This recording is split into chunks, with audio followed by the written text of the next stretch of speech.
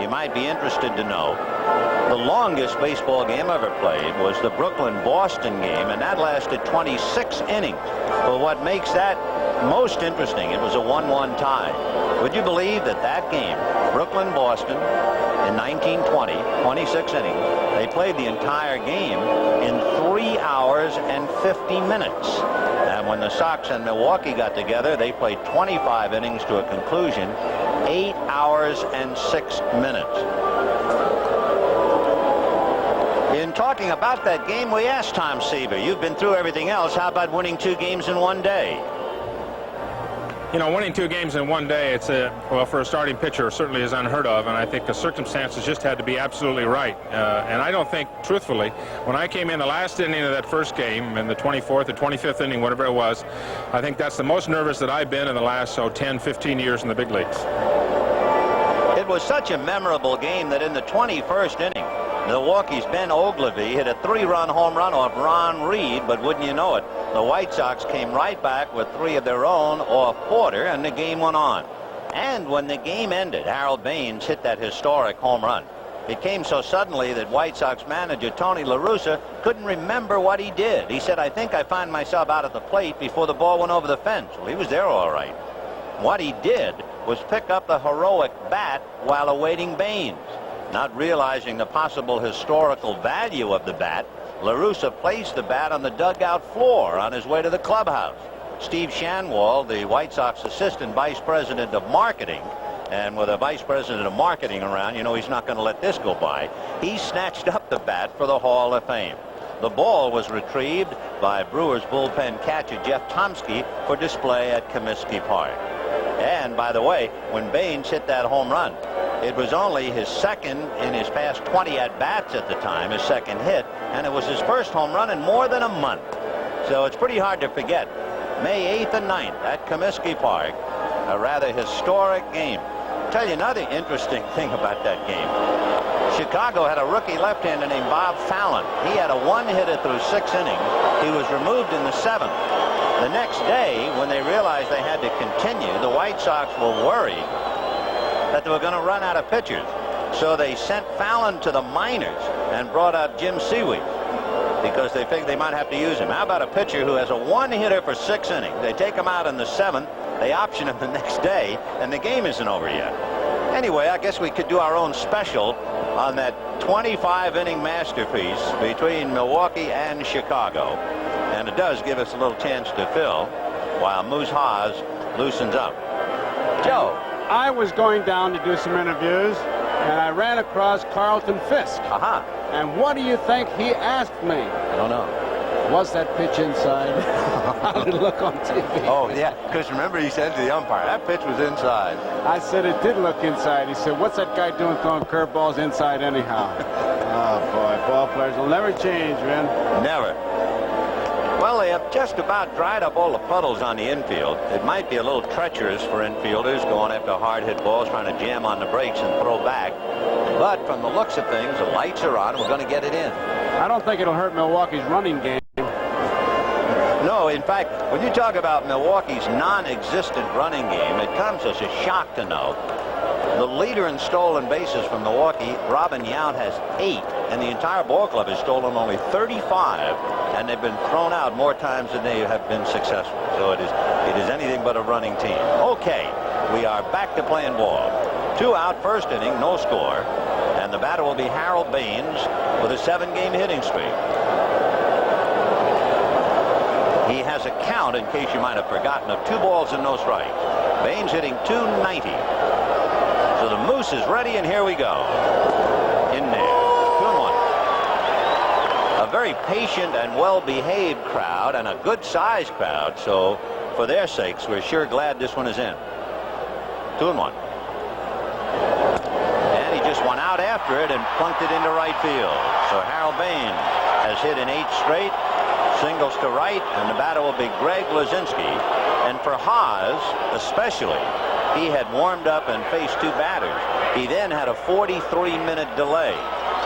Seaver, I guess, has a slight edge since he hadn't pitched at all yet. He had warmed up, he was ready to go, and he was kind of pacing in the dugout. So here's Luzinski with Baines at first, 2 out. The Bull has a 7-game hitting streak. Baines does not have a stolen base. That's a strike. 0-1. Luzinski's a big man, and you look at him and you say, boy, the good Lord really gave him a great body, but he's also paid the bill. He has high blood pressure. He's had that for a long time. He's had to take medication for it. In there, 0-2. Luzinski hitting .241 with 11 home runs, and his home runs lately, in his last 7 games, he's hit 3 of them. He had only 3 home runs, I believe, up to the All-Star break, so he's come alive. 0-2 to Luzinski, 2 out first inning, no score. You have Simmons, Gantner, Yount, and Howell, Ogilvie, Manning, and James. Sundberg behind the plate, and look at that physique. 1-2. Baines held on by Simmons. 2 out. No score, just the start of a ball game that has already experienced a 43-minute delay.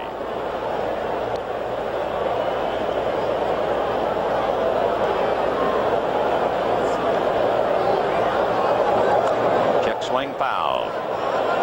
He got 2 quick strikes on Luzinski, and you could see Sundberg moving to that outside part of the plate, trying to get Luzinski to chase the ball out of the strike zone. I tell you, you really have that hitter at a disadvantage when you get those 2 quick strikes, because you can really work towards a pitch of decision at 2 strikes in the ball or 2-2. 1 ball, 2 strikes. Now he's 2-2. He's not a strikeout pitcher anyway. He did have a high of 6 in 1 game, but Moose for the year only has 50 some odd strikeouts.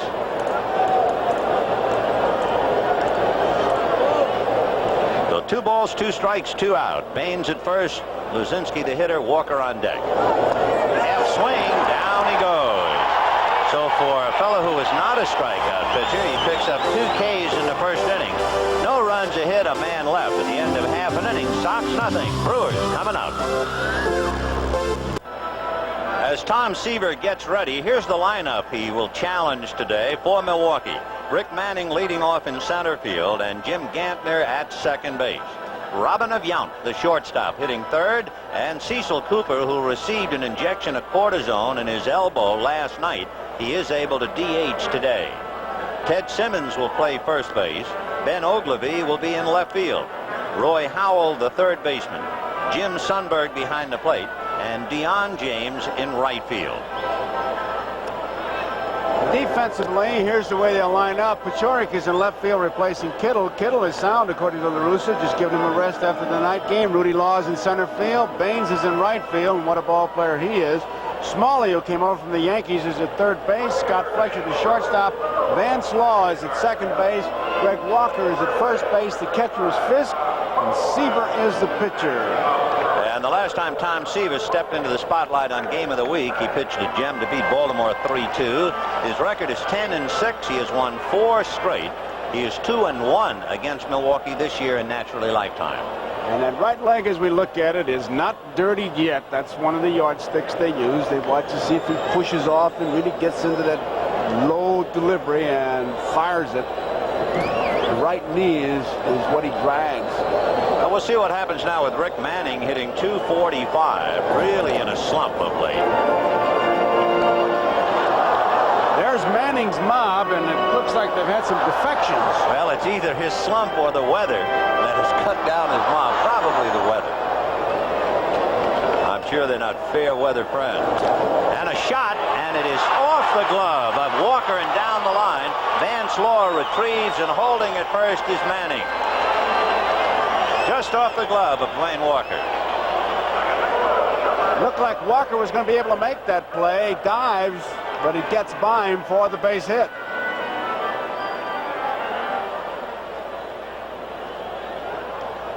So Rick Manning standing at first. He has stolen 5 bases, and Jim Gantner, who has been playing very well of late. Gantner hitting .312 since the All-Star break.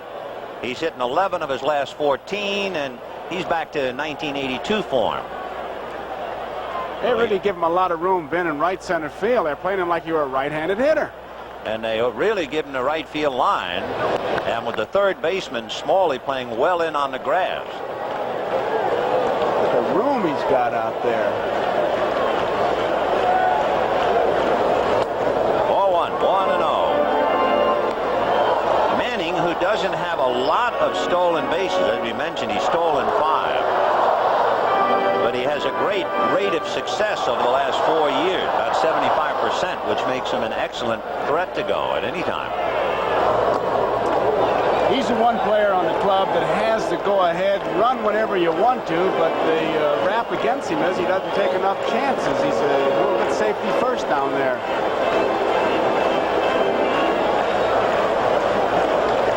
That, of course, would be the team, and a very successful runner at first in Manning. And that missed. So Seaver, who has had excellent control lately, he's walked only 3 in about his last 4 games. And he's behind 3-0 to the second hitter, Jim Gantner. And on deck, Robin Yount. Right. Hard to believe the 82 Brewers was so powerful that Gantner hit 9th on that team and batted .295. Here's an indication if they are going to be running today, this would be the pitch they'd go, because you know they'd run 3-2, and he could start him 3-1. Gantner has not been striking out. And with all that in mind, Seaver's going to drive Manning back.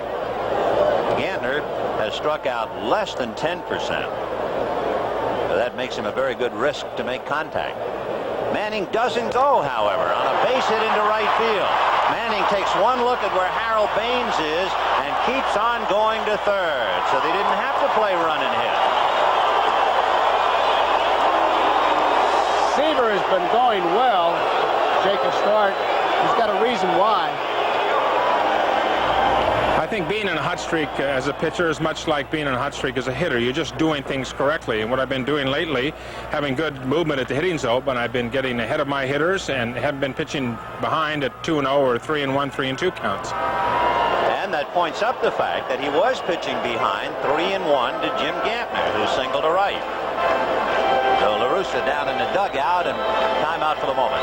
Not only that, Ben, which is a good point, he had his defense shaded to left field and still allowed Gantner to pull that ball in the gap between first and second. If you're going to shade your outfield and your defense that way, you can't give the fellow a ball to pull. And Gantner is not that strong a hitter, but he pulled it easily in his first and third, and you got your third, fourth, and fifth place hitters coming up now. Interesting point, too, remember, this game is played on grass. If this were AstroTurf and you have your outfield overly committed, that ball probably would have scored Manning.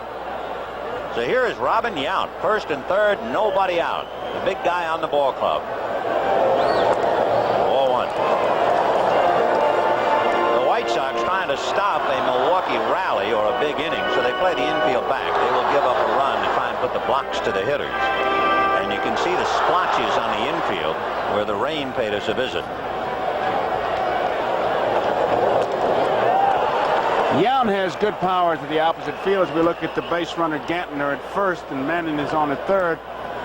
The best thing that I think to say about a ball player is what was said about Yount. He could play regularly in the 30s, the 40s, the 50s, whichever time you want to pick. This Brewer team has really changed. Manning and Gantner taking their leads. And that's a strike. The biggest fall off that strikes you. Robin Yount has 8 home runs. Ben Ogilvy has 8. Would you believe, as you look at the fall off in production, the Brewers are the only American League team that do not have a player in double figures in home runs, and that used to be the trademark here. High fly ball into right field. Baines going back, still going to the track. Both men tag. Manning scores. Here goes Gantner into second. He'll make it. 1-0 Brewers. So Yount moved them both up a notch.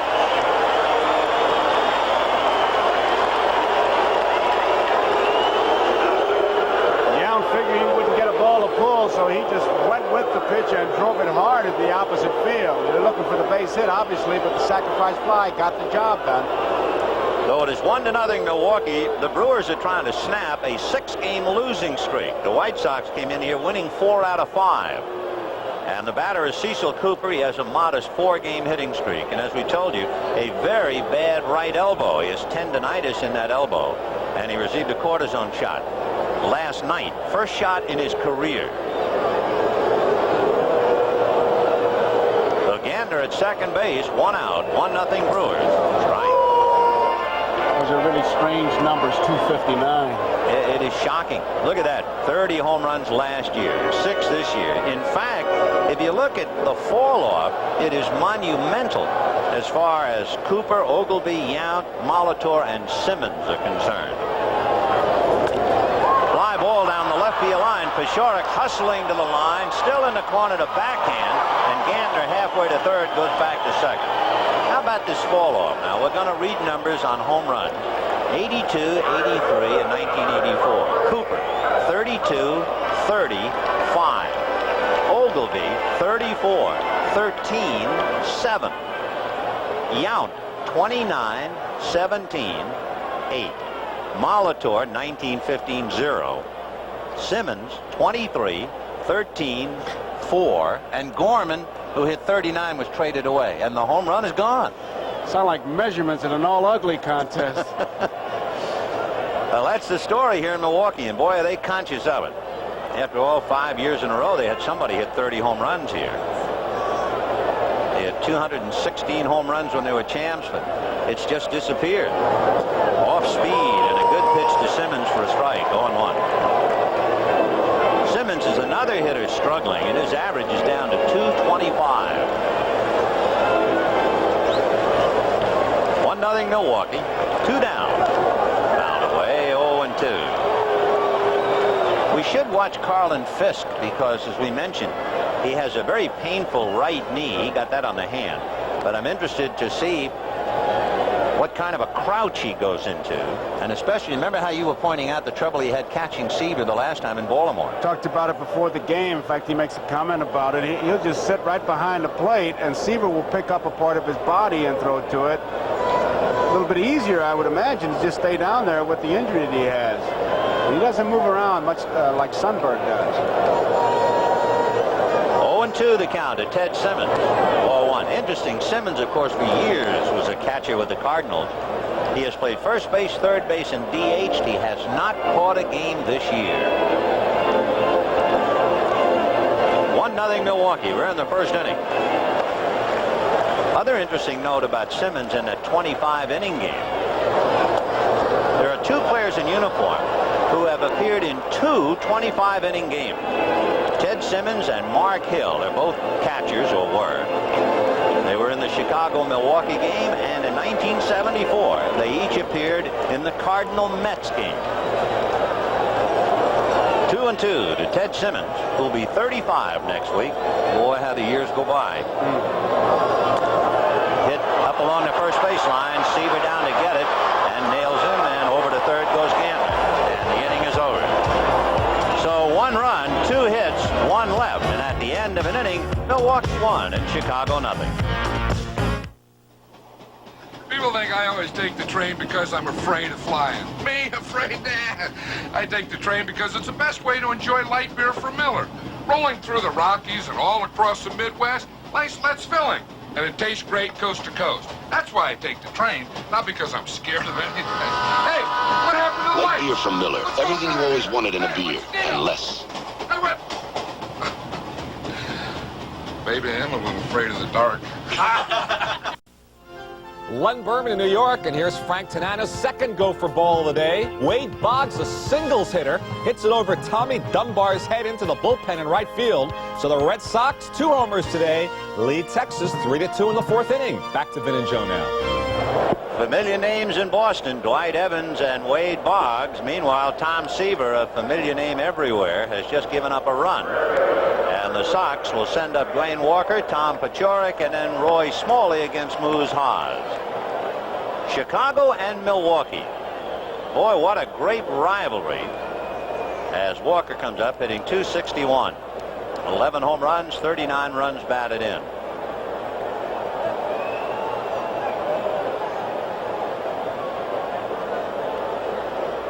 There was some question as to whether Walker or Paciorek would play first base today. And then in looking at their personal head-to-head confrontations, Tony La Russa decided he would put Paciorek in left field over Kittle and play Walker. 1 ball, no strikes in the dirt. Ball 2. Milwaukee Milwaukee and Chicago, they are 90 miles and 1 game apart. Is that something? 2-0. On the corner. We had a 43-minute rain delay with 2 out in the first inning. I should hope so. Except if you're Haas or Seaver. 2-1. High pop fly on the left side. Howell, a late start. Yount coming over behind him, and Robin will make the play. I asked Rene Latchman about who he thinks is the most valuable player on his roster. Well, right today it's Dr. Jacobs, our team physician, who sees about 95% of our players just about every single day, and I have to see him every day before I make my lineup up. Rene Latchman, I'll tell you how many years are going by. I remember him when he was a bat boy in Los Angeles for the Dodgers. Where'd all those years go? And here's Tom Paciorek. What a series he just had against Boston. He hit .571 in a recent series. So even though he has his hands heavily taped and wrapped, you know, he had a broken hand. He was hit by Dennis Martinez. He's off the disabled list, playing and playing well. Fouled away. But his hands, he looks more like a fighter, just ready to put the gloves on. He's got that wrist really almost immobilized, the right one.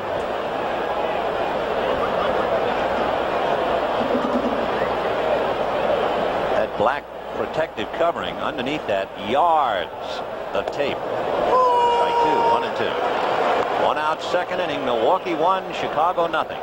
That'll give you an idea of somebody who wants to play.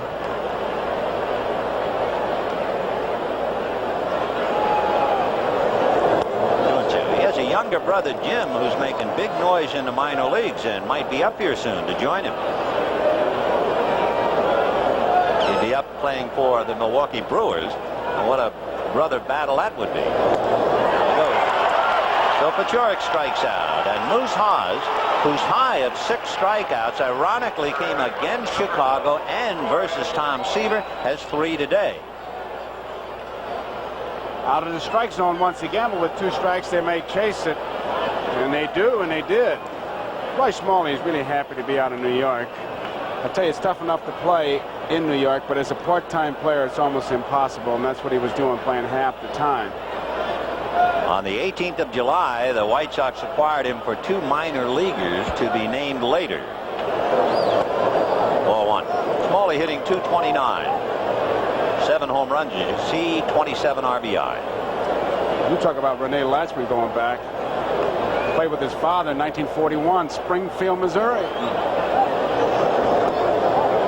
2-0. Of course, his dad, a fine shortstop with the Cubs. Right. And related to Gene Mauch.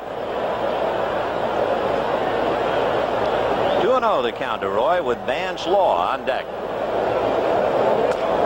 Little ground ball up along first base. Fielding it is Simmons. Takes it to the bag, and that's it. The Sox go quietly in the second. The end of an inning and a half. 1-0 Milwaukee. Tomorrow, take a look at NBC Sports World with one of the wildest fights of the year. Well, those of you who are tuning in expecting to see the Reds and Dodgers today from Riverfront Stadium, you can see the Zambonis sucking up the water from the artificial turf at Riverfront. They hope to be playing ball there soon. We'll keep you posted with highlights and extended updates throughout the day. Let's go back to Milwaukee. Well, here in Milwaukee as we go to the bottom of the second inning, and the Brewers leading the White Sox 1-0. Ben Ogilvie followed by Roy Howell and Jim Sundberg. Seaver gave up a couple of base hits, and Robin Yount scoring fly ball picked up Manning. Ogilvie, like Cecil Cooper, came up with the Red Sox, and he's one of 3 Brewers to tie Reggie Jackson for a home run title. He did it in 1980. George Scott and Gorman Thomas also did it. 1-1. He's had 3 home run games in his career. The American League record is 4 by Lou Gehrig, but suddenly he has had a tremendous fall off in power. I gave you the numbers before. He went from 34 to 13. He has 8 this year, and look at that. Only 10 since last July. Hitting .249.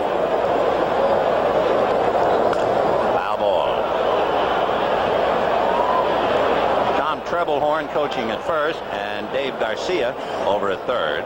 And the on-deck hitter, Roy Howell. And Ben Oglivie will have to get another bat. Timeout. You mentioned Dave Garcia. He's from St. Louis, and what a soccer player he was. He comes from a real soccer community. He's had some great rivalries with the guys from Cronolette, the Spanish clubs, against the Hill boys. He loves to talk soccer. I go over to talk baseball. He wants to talk soccer. Talk soccer. Can you name more than one soccer player? You mean from the Hill? No, from anywhere. Oh, yeah. Are you kidding? Really? Oh, sure. I stopped with Pele. Here's a little foul off third, out of play. Oh, now you can name Canalia, and I can, of course, the indoor thing when I was part of the Steamers, but I'm talking about when I was growing up as a kid. That's when it was really a rivalry. Sometimes we even used the ball. Look at his position in career, huh? With active players, 283 wins, trailing Steve Carlton. Tom Seaver working 2-2 to Ben Oglivie. Fouled away. It's a real clinic to watch him pitch. He's got a 2-2 count. He's still in complete command. You saw that breaking ball look like a slider. Inside, off the plate. He's not going to give you that good ball. When he does, it is a mistake. 2-2. Got him. Cut fastball. You can see it sink. We talked about how tough it was for the catcher because Seaver picks his spots. Here's what Fisk had to say. It's tough. Tom's got a unique way of approaching the plate, and he doesn't pick up the hitter. He picks up parts of my body to throw to. But what he likes me to do is to give the sign and sit low in the middle of the plate. Then he throws the ball where he wants to throw it. The reason that makes it difficult is that he has 2 or 3 different kinds of fastballs. If you're anticipating a ball down and away and he throws a cross seamer up and in, it makes it real difficult to get to that ball. You can't argue with success the way Tom Seaver's had it over his career, but it just makes it a little more difficult for me as a catcher. And it sure made it difficult for Ben Oglivie to hit. That was Tom's first strikeout. Of course, he's the #5 strikeout artist of all time. You start with Carlton, then you have Ryan, Perry, Johnson, and Seaver. 1-2 the count to Roy Howell. 1-0 Milwaukee, bottom of the second. Little number over the mound, and Vance Law has to go back to get it, and got him. Oh, what a play. Very close. Treble Horn is going to argue, and here comes Rene Lachemann, and Rich Garcia will take the heat. Law makes an outstanding play. A slow start by Howell, but look where Law ends up, and he got really good stuff on that throw. Lachemann arguing with Richie Garcia. It's the old story, when it rains, it pours.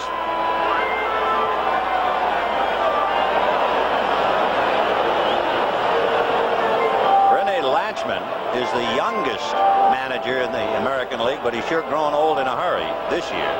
He hasn't lost his sense of humor, though. On his answering machine, the telephone answering machine at home, he's got a message on it when he's not there that says, "Hello, you've reached Captain Nemo, and I'm 20,000 leagues under the sea." Boy, you need a good sense of humor to see what has happened to the Brewers this year. They started today 25 games back. Rene Lachemann and Tony La Russa were roommates together in the minor leagues for the Oakland organization, and this is what's got Rene's dander up. Well, from that angle, I'd have to say he had a pretty good argument. It shall be duly noted in the minutes of the last meeting that was the second out. And here's Jim Sundberg. Meanwhile, Tony La Russa sitting quietly and watching. 4-1, 1-0. Jim Sundberg having a big year. The one Brewer really who is holding up. He said there was a rumor he didn't play last night because he has a sore back, but he said that's not true. He's healthy, he's sound. His real value to the club extends way beyond the field. They say in the clubhouse he has really been a leader. Fouled away. And he is led by example here, because with that 285 average, he's hitting about 30 points above his lifetime average with Texas. One reason could be the difference in weather. Cooler, you stay stronger up here. 1-2. especially a catcher. Check swing and a comebacker to Seaver, who short hops, and that's that. The Brewers go out in order. At the end of 2, 1-0 Milwaukee. And we shall be right back. But first, these messages from your local station. The Colts take on the Miami Dolphins tonight at 7.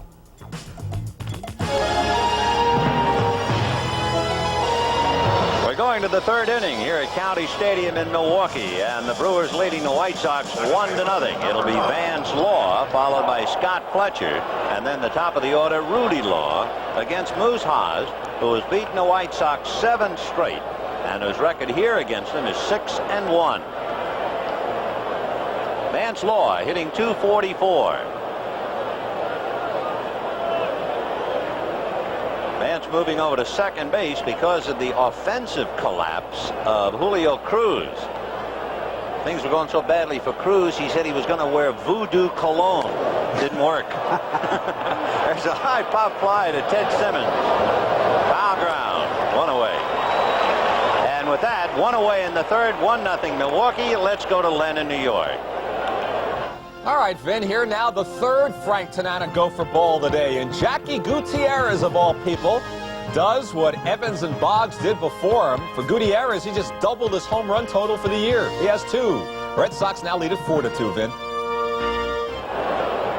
Okay, Len, and of course Fenway Park, a graveyard for the hopes of so many pitchers, and Tanana being spread-eagled up there today. Here is Scott Fletcher. He looks like the kid who delivered the papers to your house this morning. You gotta tell that story. I'm still embarrassed over it. Usually when we come out of the hotel, the network has some good-looking kid off a college campus who is interning and telecasting, and he'll drive you to the ballpark. So I saw this good-looking kid, barefooted with sandals and a T-shirt, and I looked at that young face and said, "Are you with NBC?" He said, "No, sir, I'm Scott Fletcher." I said, "Oh, my gosh." 1-1. However, I don't feel so badly because he had a teammate when Jim Cott was with Chicago. And Cott looked over at him one day on the bench and deadly serious said, "Hey, kid, go up to the clubhouse and get some balls. I have to sign." He said, "I said, yes, sir." And he went up and got them. 2-1 to Scott. Ball 3. Not to top you, but we have a producer, David Hoffman. He was producing the pregame show for me in Arizona. Dave Garcia was the manager, and somebody handed Dave a picture, and he gave it to David Hoffman and said, "Hey, kid, put this in the locker room for me." I said to Garcia, "Do you know him?" He said, "Yeah, it's a clubhouse kid." I said, "No, that's my producer." Sure. Nothing wrong in being young looking. Strike. 3-2 to count to Great Scott. I don't find it a problem. No. On deck, the leadoff man, Rudy Law. 1-0 Milwaukee. Ball game just really getting going here after a 43-minute rain delay. Men's basketball, USA in a tussle for quite a while beat Spain 101-68. They played them hard. Foul back. On about playing hard, the White Sox have had their troubles. We'll give you the Milwaukee troubles later on. Lazinski struggled. Rudy Law struggled. Carlton Fisk was hurt. And the pitching staff, Hoyt, Bannister, and Dotson, lost only 5 games combined after the All-Star break last year. They lost 8 between the break and the end of July this year. There's another pop fly to Ted Simmons. So 2 down as Vance Law and Scott Fletcher foul out. And the batter will be Rudy Law. The big thing for the White Sox, somehow they're going to have to find the solution of winning on the road. A complete turnabout. They have the worst road record in the American League. Last year they were second best on the road. And if you remember, last year the White Sox at the All-Star break were 3.5 games back and then proceeded to win 2 out of every 3 they played, won 99 and won by 20. So everybody's waiting for the White Sox to go to the whip. 1-0. Of course, history tells us you don't repeat. Only the Yankees in 80 and 81 have repeated as divisional champs. Law rolled out to Gantner in the first inning. 1-1 to hitting .259.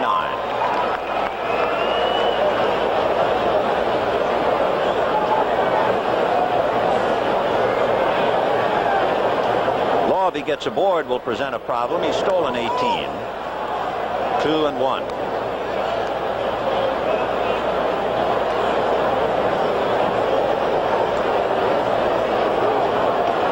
Last year, he stole 77 bases, so he's well off that pace.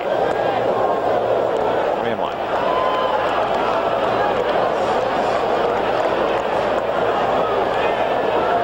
We were talking before about Ogilvy and his tremendous fall off in power. Now we can talk about Rudy Law and his tremendous fall off in stolen bases. That was interesting. I was just sitting up here saying, I wonder if they're going to let him hit or make him go to 3-2, at least take the pitch. And he tries to bunt it for the base hit. He obviously had the green light. Say one thing, it's a slow track on the infield. There's some extra topsoil there, and it's going to make maneuvering for infielders pretty difficult. 3-2, 2 out, bases empty. 6 in a row retired by Haas. Fly ball into right center field and deep. Manning and Deion James, and it's Rick Manning for the catch. The Law gives it a ride, but it's just a long out. 7 in a row retired by Haas since Baines' single. 1-0 Milwaukee at the end of 2½. Well, Joe, here at County Stadium, the weather was here for a 43-minute delay, but it obviously has not bothered either pitcher. A question, if you were catching Haas, who had retired the first 2 hitters, and then you had to hang around 43 minutes, would that have anything to do with your thinking of pitches? No, not the way he started off, because he looked like he was in control right from the very first pitch. He's a kind of a nibbler, and he was nibbling. The delay would mean nothing with him. And so actually all the delay means is that the game might take a little bit longer than all. That's it. You're looking at 2 pros, Tom Seaver, and now it'll be Deion James, followed by Rick Manning, and then Jim Gander. Deion James, considered a spray hitter, and if anything, they give him a gap in right center. And they shorten up Roy Smalley at third because he has good speed. Right. Smalley is really in tight at third. They want to take that bunt away from him.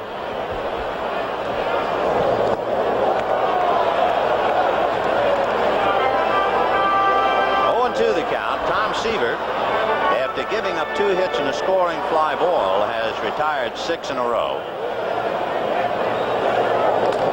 Ground ball to first. Walker will take it to the bag, so we have 1 away.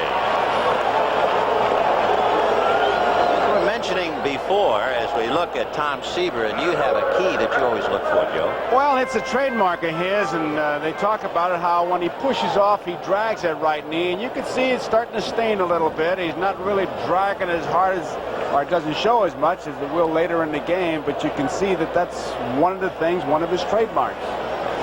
Rick Manning singled off Dwayne Walker's glove and eventually came around to score a run. The only run of the game, 1-0 Brewers. Off speed, that's that little junior Ephus pitch that Seaver has come up with. 0-1. We were talking about the White Sox and their struggles, and when Joe was referring to Rene Latchman as Dr. Nemo, talk about their trouble on a ground ball to Vance Law. 2 out. Let's just backtrack and think about it. Pete Vukovich was in 3 games since he started the 7th game of the World Series.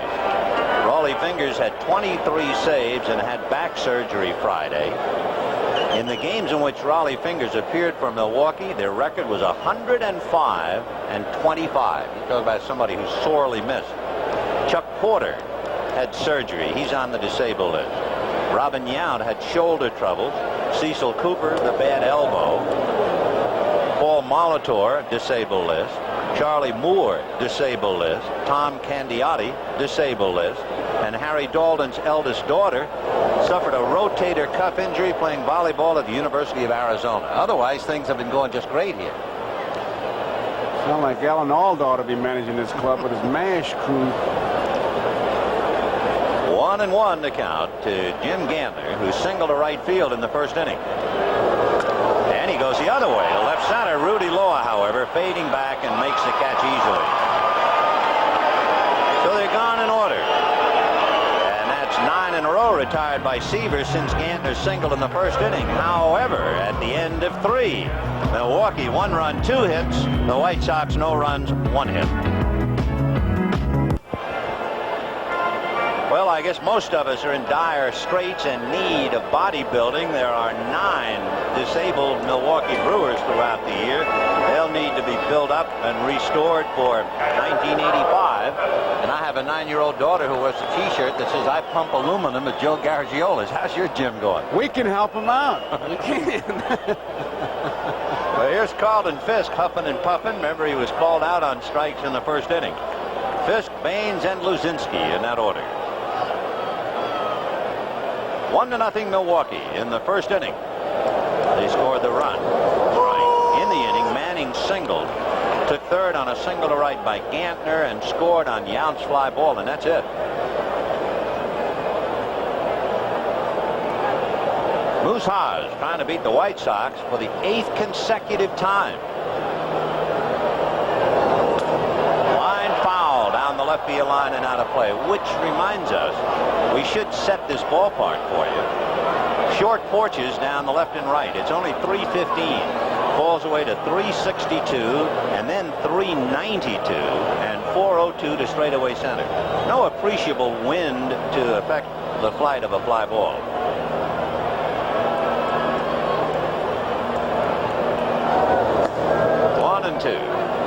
This was one of those ballparks too, Ben. It was always suspect of somebody stealing signs because there's an open area in front of the bullpen in right center field. As we look at the flag, there'll always be somebody leaning there, and it's a very simple way to give signs.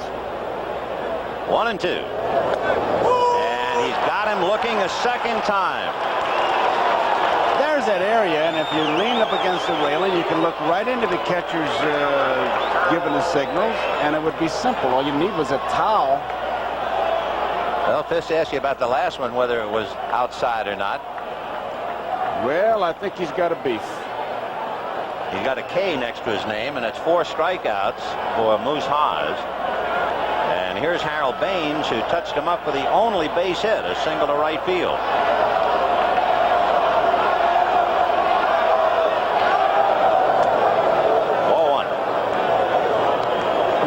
Nice young men. When I went down, looked like we had to do some interviews. I grabbed him by the arm. I said, "You got to do an interview with me."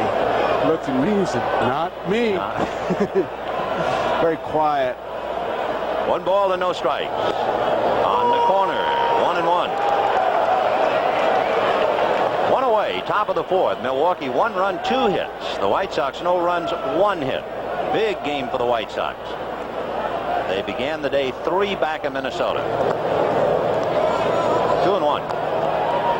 And of course, it's a big game for Milwaukee. They just love to be a spoiler. Greg Luzinski waits on deck.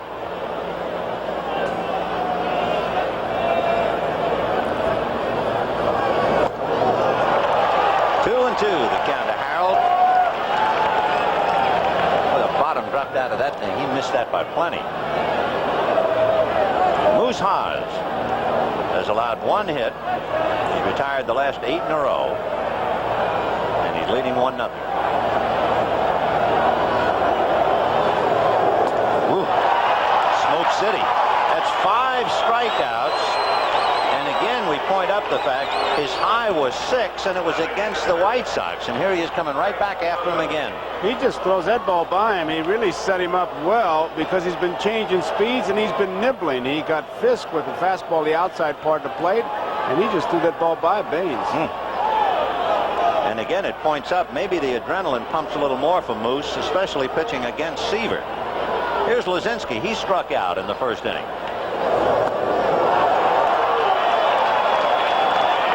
Interesting to watch him work now on Luzinski because he did get him on strikes. He made him chase a breaking ball, and he's been nibbling, and he has good control of his stuff. 1 ball, 1 strike.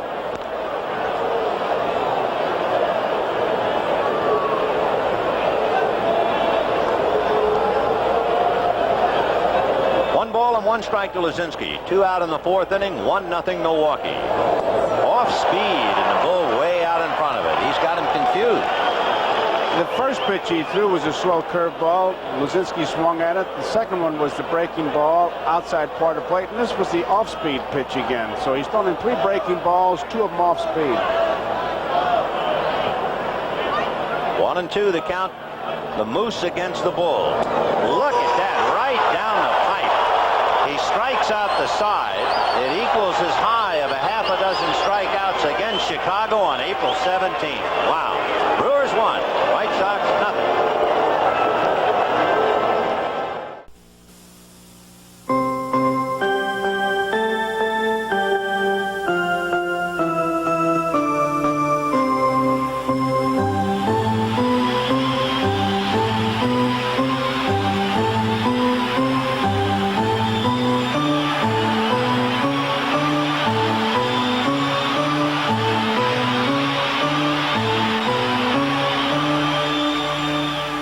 Baseball fever. Catch it.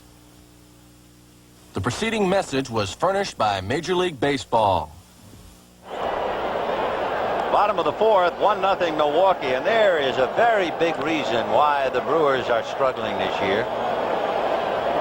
Paul Molitor, the kid who had the nickname the Igniter because the leadoff man, he averaged, let's see, his lifetime average with Milwaukee is .292. And one year he had 19 home runs. And without him, they're just not the same club. Not at all, not at all. However, they do have Robin Yount and then Cecil Cooper and Ted Simmons. Bottom of the 4th inning. And the Brewers leading on Yount's scoring fly ball in the first. Smalley plays even with the bag at third, and there's his shot into left center field. Rudy Law moving over to make it almost casual. One of the outstanding defensive outfielders in either league, Rudy Law. We're looking at 2 pretty good center fielders in Rudy Law and Manning. Both just cover ground so gracefully that, as you say, Vin, almost casually. He led All-American League outfielders in fielding. He made just 2 errors in over 300 chances. So when they hit it anywhere out towards center field, it's against the law. And here's Cecil Cooper with a modest 4-game hitting streak. 1-0. Did you ever get a cortisone shot? No. Oh, it's like setting whatever area you get stabbed on fire. And I bring that up because Cooper had a cortisone shot in the right elbow last night where he has tendonitis. My Audrey has a real high threshold of pain. She can stand a lot. She got a cortisone shot, and I mean it really. She was beside herself. You talk like you had one. I did. I had one from a dreadful swing with a golf club. 2-0 now, 3-0. The count is Cecil Cooper. Tom Seaver allowed those 2 hits for a run and has retired 10 in a row since. Though he's matching Haas, it's a question of whether the Sox can get him even. In there.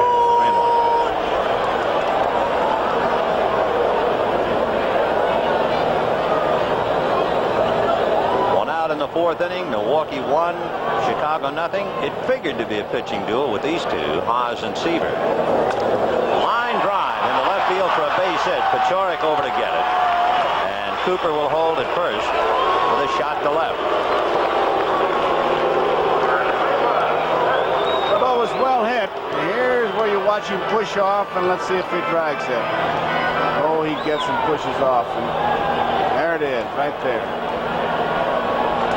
You know, with that kind of a delivery, getting his back into every pitch, you can understand why he's never had a sore arm all these years. He really knows the mechanics. I mean, he is really a Mr. Goodwrench out there. Here is Ted Simmons. He grounded to first to Dwayne Walker.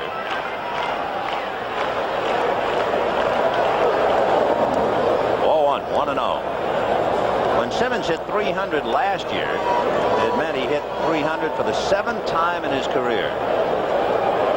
He holds a record in the National League for home runs when he was with St. Louis, home runs for a switch hitter. 1 ball and no strikes. And he goes the other way, but it's slicing foul and into the crowd. The breeze has picked up a little bit. It is blowing from right to left.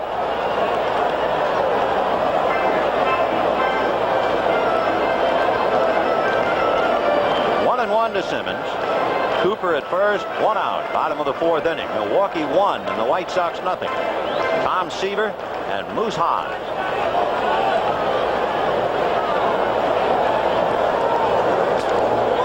Did he? They're going to check at third. Yes, he did, said Kaiser. And the count 1-2.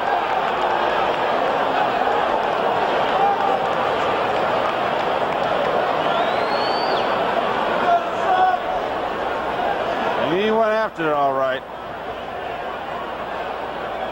1-2 to Ted Simmons. Cooper at first, held on by Walker. 1 out. And there he goes. The pitch is fisted in the air. Going back to get it is Vance Law. Hustling back to the bag is Cooper. So Simmons is properly jammed. 2 out. Ben Ogilvy coming up. Cooper, wheels kind of go out from under him. The infield a bit wet from the rain, and he hustles back almost a double play. Speaking of weird double plays, how about that Pete Rose and Lee Smith? Did you see that on the pregame show? That line drive off Smith's body over to Dave Owens, and Rose said, never seen anything like it before. And how many times Jim Fry was asked, you ever see that play before? He said, oh yeah, a lot of times, every day. We practice it in spring training. What a weird play. 2 down in the 4th, 1-0 Milwaukee. And that's a strike to Ben Ogilvy, who struck out in the 2nd inning. In fact, he represents Seaver's only strikeout, in direct contrast to Haas, who has 5. Cooper at first, 2 out. With Walker on the bag, Ogilvy would love to be able to drill one through the hole. Fisted back. Speaking of the Cubs, and we'll see them next week at Montreal, you know that look at the standings that they're really battling to win this thing. Today in the ballpark, John Cox, Dallas Green's assistant, is here watching the game. No other reason to see if there's somebody laying around that might be able to help him win that pennant. There's a lot of talk. 2 names certainly. You talk about laying around. One would be Don Sutton. Right. And another would be Bruce Sutter. If the Cardinals decide they don't want to pay that top salary, by come September 1st, either or both of them might still play a big part in deciding a pennant race. 0-2 the count. Cooper at first is 5 for 5 in stolen bases. You see that Ogilvy wiggling that bat behind his left ear? Reminds me so much of Lee May used to do that, kind of wait in a hurry situation. I guess that's his trigger mechanism. That's how he gets started. If he's hitting, it's a trigger mechanism. Yeah, otherwise it's a hitch. It's a hitch. Right now it's a hitch. Yeah, he's hitting 249. There he goes, wiggling. 2-2.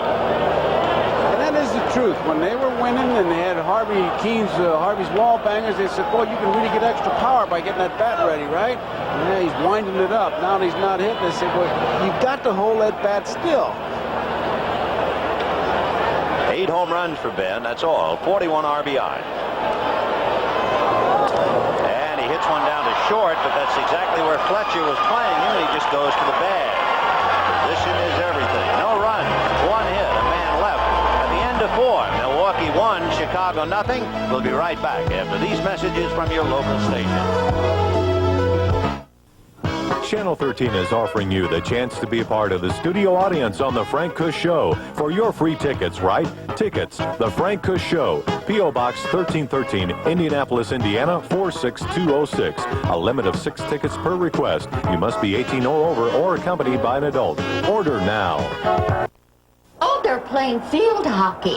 Field hockey? Where's the news? The grass is very green. Where's the news? They're rallying back and forth. I don't think there's any news up there.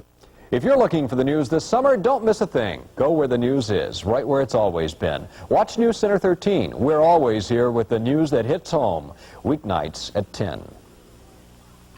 There's the news.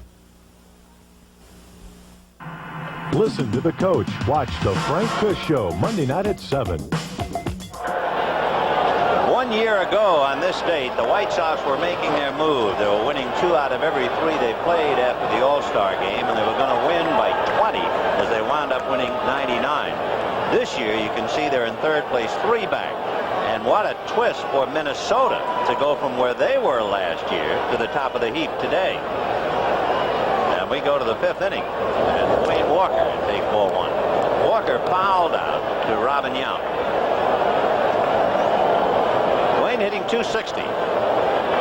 Moose Haas with a remarkable streak, having beaten the White Sox 7 straight times. And there's a drive to center. Rick Manning going back, away back to the track, at the wall. It's gone. Home run for Dwayne Walker to get the White Sox even.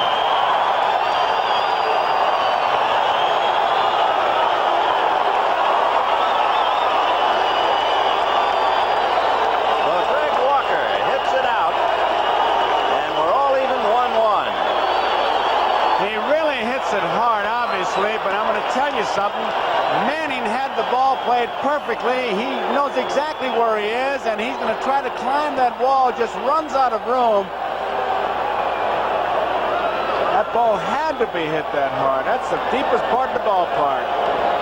And so Tom Paciorek, the batter, and the White Sox are even up 1-1. Grounded foul outside of third. Manning, I was watching him, and I really thought he was going to catch it. I watched him look at the wall right there. He knows where he is. He knows he's going to run out of room. He's going to climb it, and maybe something happens and follows it right into the seats. Sign of the good center fielder, knows exactly where he is at all times.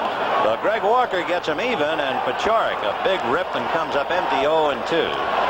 For Greg Walker, last Saturday, he had 2 home runs and 4 RBIs against Phil Niekro. Paciorek waited until that thing was almost in Sundberg's mitt. He just did get a piece of it. He just fought that off. 0-2. Happy with the little foul tip that he got. So Moose Haas gives up the tying run. 1-2. He's been outside with the pitches, and he was going to jam him with that one. If he jams him with the bad hand that Paciorek has, boy, that'll last him for 3 or 4 more innings. 2-2. It must be tough playing and thinking about, I cannot afford to get jammed, nor can I really afford to get hit off the end of the bat. Right. Here's an interesting pitch, 2-2. He's going to go after him outside.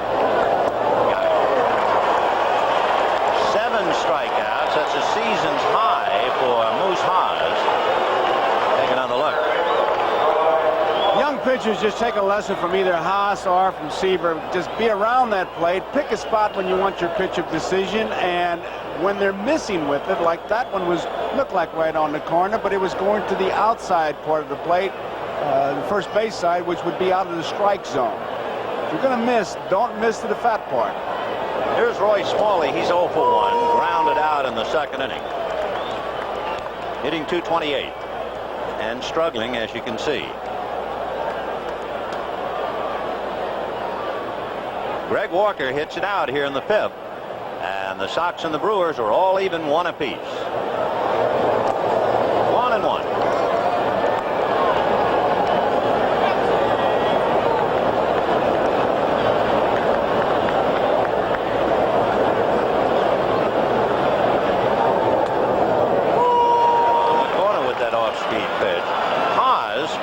With 7 strikeouts today, but you go back and find out in 1978, his high, he had 14 in a game against the Yankees.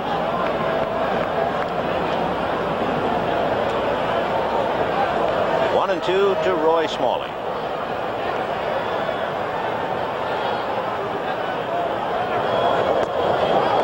Just missed. What you just said is the key to his pitching. 1 ball, 2 strikes. Yeah. Just missed. Just missed. Just missed. Off speed, and he missed with it, so he goes 3-2 to Roy Smalley. He is ready to go with a good fastball if he chooses outside or inside, because he's just been moving the ball around so well.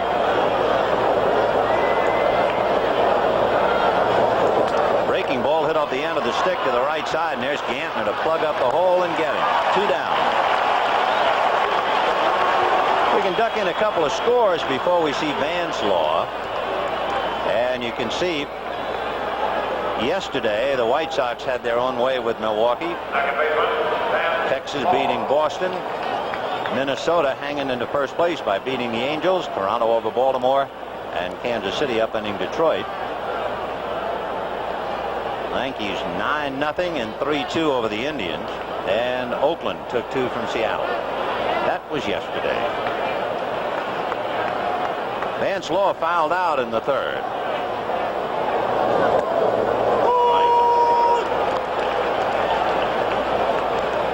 As you can see, a drastic turnabout in power. Hitting .243.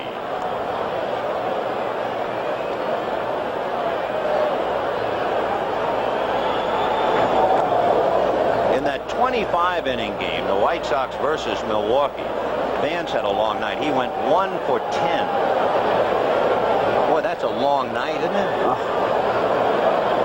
1-1. Line drive, base hit into left field. Ogilvy over to get it. And Law making a turn and holding. I think in that same game, Julio Cruz went 1 for 11. You can get in a slump in one game. You can go into the ballpark that night on a hitting streak and go 1 for 10, 1 for 11, and you're in a slump. Yeah. You're going to the hitting coach. Out in the 3rd inning. His dad is the head football coach at Akron, University of Akron in Ohio. 1-1 tie in the 5th. Vance Law at first with 2 out.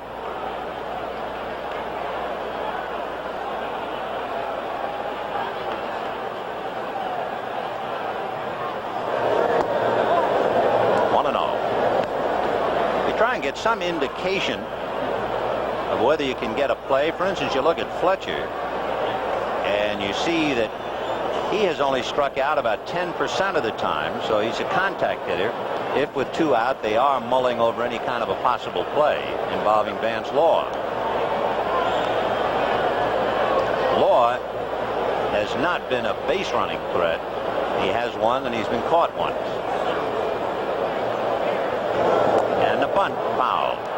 That'd be the only thing you'd look for, would be a straight steal, obviously, and you would think that LaRusso's thinking, hey, if he gets a base hit, I got something going, but I don't want him leading off my inning, because if he's a good leadoff man, I'd have him there instead of 9th. A run, 3 hits for each side. We're in the 5th inning.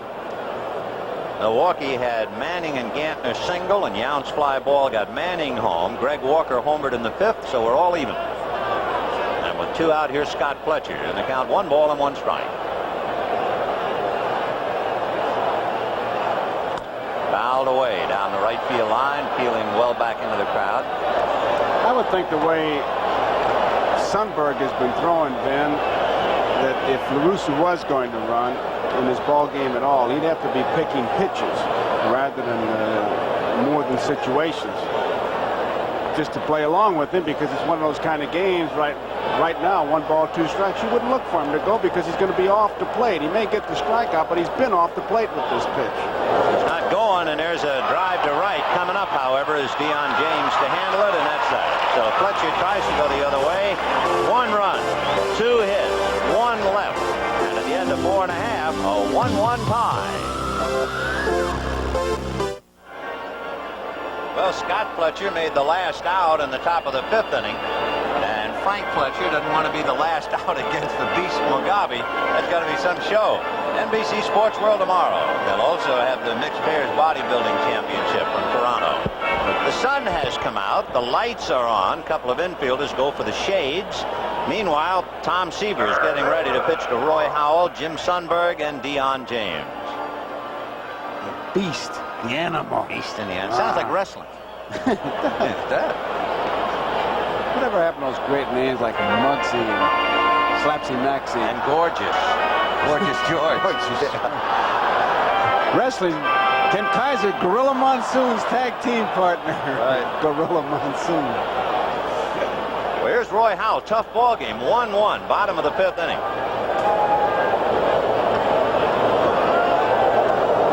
Foul back out of play. Tom Seaver, a remarkable pitcher, especially when you look at the teams he has pitched for and what they have done over the years. He has basically been pitching, or occasionally, a very successful team. But over the years, his team has been a .500 ball club. Ground ball to Greg Walker, and we have 1 away. But Seaver is anything but a .500 pitcher. He's a .600 pitcher. And that's a remarkable difference for a guy to win 6 out of 10 with teams that average winning only 5 out of 10. That makes him something very special. Here's Sundberg. Hit back to the box in the second inning. In fact, just to conclude the thought, the difference in winning percentage between Seaver and his teams is really the greatest in history. Now back. Hard to find great pitchers with bad teams. Hard to even. You find them for maybe a year or two. Well, they've had that 1 year. Well, it's like Roger Craig when he lost all those games. He was a great pitcher that year because you started him that much. Sure, a guy, Ned Garber with the old Browns. 0-1. And when you really dig into that thought, you suddenly come up with what you would expect. The greatest names in pitching history. You're talking about Grover, Cleveland, Alexander, Walter Johnson, and Lefty Grove, and then suddenly Seaver. High foul off to the right. Pudge coming over to the box seat railing, one-hands it. Fine play by Carlton Fisk. Not a whole lot of room behind the plate, and Fisk kind of felt that warning track. You see, he's looking for the stands right there. Now he knows he's getting close, and a fan tried to reach over. Now that would be a case of if he gets close and interferes, they could call the hitter out because he was reaching into the field of play. And John Hirschbeck was right there, the plate umpire, to observe. So we have 2 down, bases empty in the 5th. A sparkling 1-1 tie and some sunshine now. And just another note on the remarkable Tom Seaver.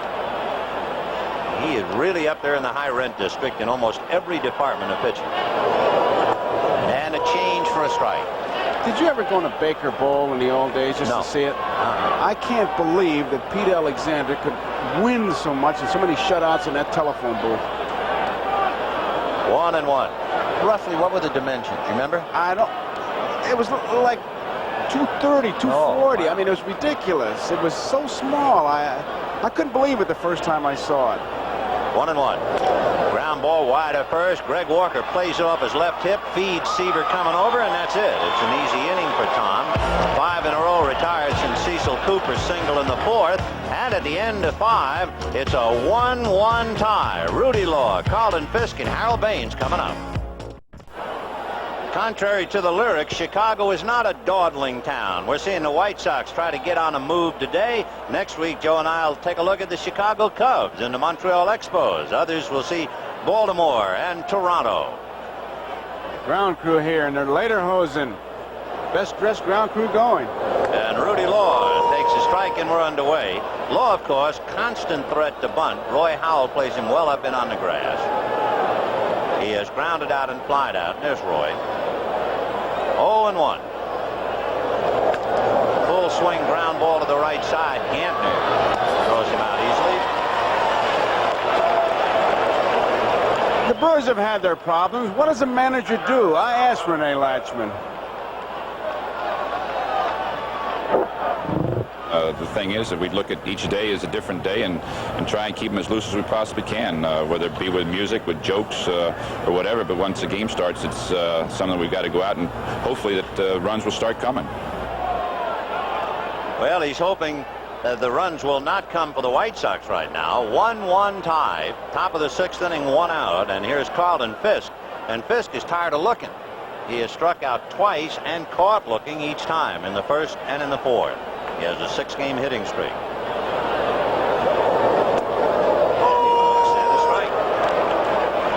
The White Sox have certainly not given Seaver any support. They've scored only 9 runs in all of his 6 losses. And in 3 of those losses, the White Sox were shut out, so Seaver doesn't get anything to lean on. 0-2.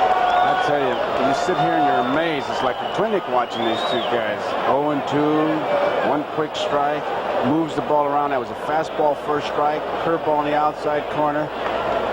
He's ready to go to work now. He's got him carved. He's ready to plunge in and get him. A little extra pressure on Fisk, having already struck out twice. 0-1, 1-2. The young pitchers, watch what he does. Now that ball was a curveball on the outside part of the plate. 1 ball, 2 strikes. 1-1 1-1 in the 6th inning. Greg Walker's home run getting the Sox even. 2-2. Curveball again. Now here's his pitch of decision. Now if he thinks that Fisk is leaning, he can come inside. If he thinks he's still straight up, he can take a shot at the outside corner. He can go either way. I would guess right now that Sundberg will call fastball. He better come way inside. Fisk with 14 home runs, been a hot hitter. It's a ground ball to the hole and through into left field, base hit. The one-out single to left by Carlton Fisk. He is now hit in 7 straight. And it'll bring up Harold Baines. And that's 4 hits for Chicago. Baines singled to right and struck out. He's hitting 8 in a row. That ball was well hit. It's not a fast infield here. A little bit wet, slows it down, and even before the rain, the balls during batting practice were not shooting through that infield. Howell gave it his best shot to try and smother it. And now here's Baines. 1 out in the 6th, 1-1. And a lot of White Sox fans in this ballpark. They made the trip up. And he promptly whacks it into right center. Manning is chasing it. It's going to go. He cuts it off on the track. They're going to wave Fisk in. Now they hold him on the double. When Fisk was halfway, it looked like Jim Leyland was going to wave him in. But it was a good play by Rick Manning. He hit his cutoff man, and that was the decision by Leyland. Fine play by Manning. Fisk was about 3 steps from third base right here. And by hitting the cutoff man, that forced Leyland to put the red light up and hold him up. Fisk is digging all the way. He thinks he's going to score. And right here is where right now you can see the throw is made to the cutoff man, and Fisk is held up right there. It was a good piece of baseball by center fielder Manning hitting the cutoff man, and it was good running by Fisk. He knew exactly where the coach was, picked up the sign, and was not running past him to run themselves out of an inning.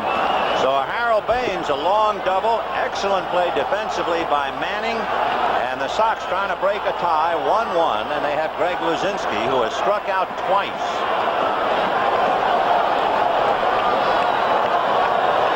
One run, 5 hits for Chicago. 1 run, 3 hits for Milwaukee. Time by John Hirschbeck. Carlton Fisk at third, Harold Baines at second, 1 out in the 6th, a 1-1 tie. Tom Tillman loosening up in the pen. Right. Oz has not come close to walking a batter.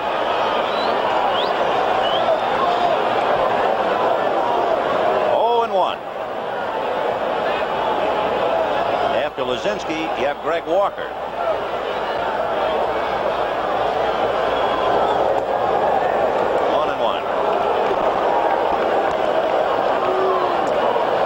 Has made 56 strikes out of 90 pitches, so he's been starting ahead of him. Count even now, 1-1 to Luzinski. Big moment for Haas and the Brewers, and particularly for the White Sox.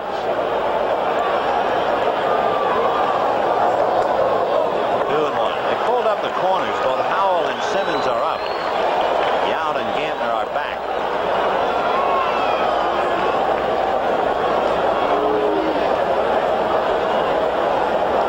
The only run was Greg Walker's home run in the 5th inning.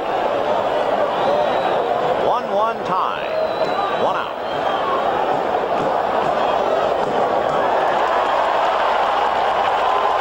He's looking for the strikeout here because you would think that the way Walker hit him that he'd kind of make him chase the bat ball and go for Paciorek. Luzinski has not had good control of the strike zone at all against Haas. Breaking balls we get them, and he got him in the 4th inning on a good fastball. He just looked at right down the middle. 2 balls, 2 strikes to Greg.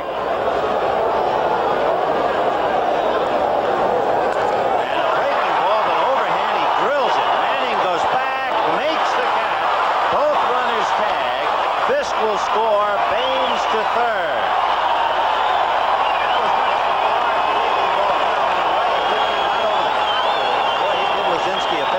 It didn't bite, and it was kind of rolling, and Luzinski hits a knuckleball to center field. It was not an easy play for Manning, who made a fine defensive play as the knuckles almost away from him. And he knows that the runners are tagging up, and as soon as he can stop himself, he's going to get that ball back to the relay man once again and make sure he gets it in play. So Greg Luzinski, who has 10 RBIs in his last 8 games, gets the Sox a 2-1 lead with that fly ball to deep center. And now Greg Walker, who homered in the 5th inning, coming up. He's 1 for 2. Harold Baines at third with 2 out. 2-1 Chicago. Strike.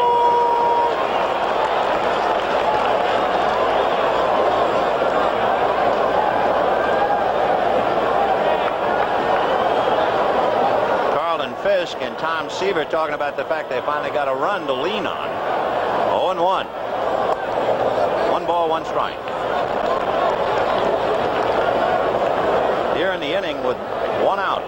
Fisk singled to left. Baines doubled him to third, and Luzinski picked up Fisk and sent Baines to third. Fastball on the outside corner. 1-2. With a dozen home runs, 40 RBI, and he thought that missed the plate by a lot. Moose Haas trying to get out of the inning. Tom Tellman throwing back of him in the pen.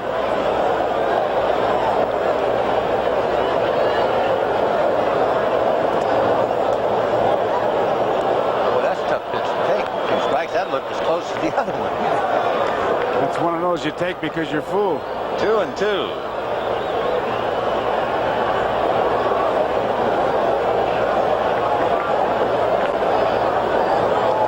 And into dirt and smothered nicely by Sunbird. And Baines anchored at third.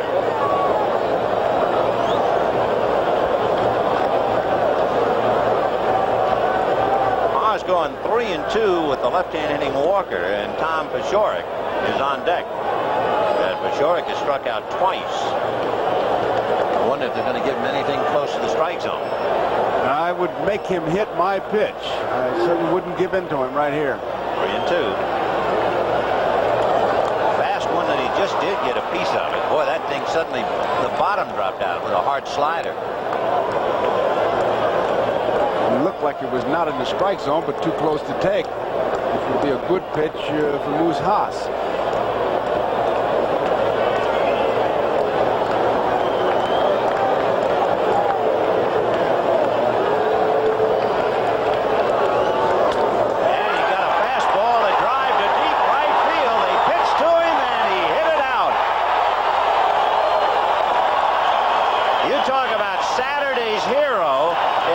To be Greg Walker, counting last Saturday and today, 4 home runs and 7 RBIs.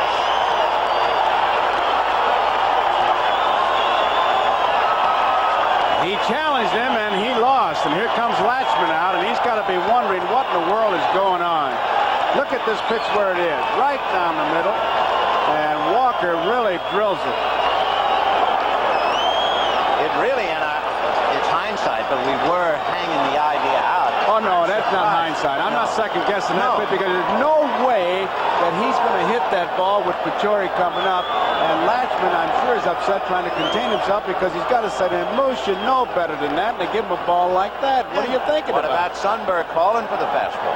Well, yeah, but he's got to throw it. He's got to throw it. Now, calling for the fastball, I'm sure he's saying, well, he'll move him in and move him out wherever, but not down there. You cannot give him a good ball, a room service fastball to drill.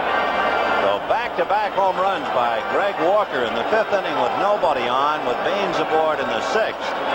And the White Sox suddenly have some breathing room. But they will be discussing that. Of course, with Milwaukee out by so much, they began the day 26. They're not going to dissect every defeat anymore. Tom Tellman is coming in. But in Chicago, they ought to talk about why in the world did they pitch to Walker. We'll be back after this. Len Berman in New York, and they are playing ball again in Cincinnati, but not much is going on. Here's a comebacker. Cute little underhand toss from Russell as Russell and Hershiser are throwing goose eggs. 0-0, Reds and Dodgers, bottom of the 5th. Back to Vin and Joe. Chicago leading 4-1, and Saturday's hero turns out to be Greg Walker with 2 more home runs this Saturday and his second with a man aboard. And the Sox leading 4-1. Tom Tellman with a 4-3 record, originally selected by San Diego. Got pretty tired, felt he was being kicked around and lost, almost quit the game. And Milwaukee picked him up, and here he is, picking up the pieces from Moose Haas and working on Paciorek. And of course, it really points up the opportunity Haas had. He had struck out Paciorek in the 2nd and in the 5th, and opted to throw a fastball 3-2 to Walker with first base open. 2-0 the count. 4 runs, 6 hits for Chicago. 1 run, 3 hits for Milwaukee.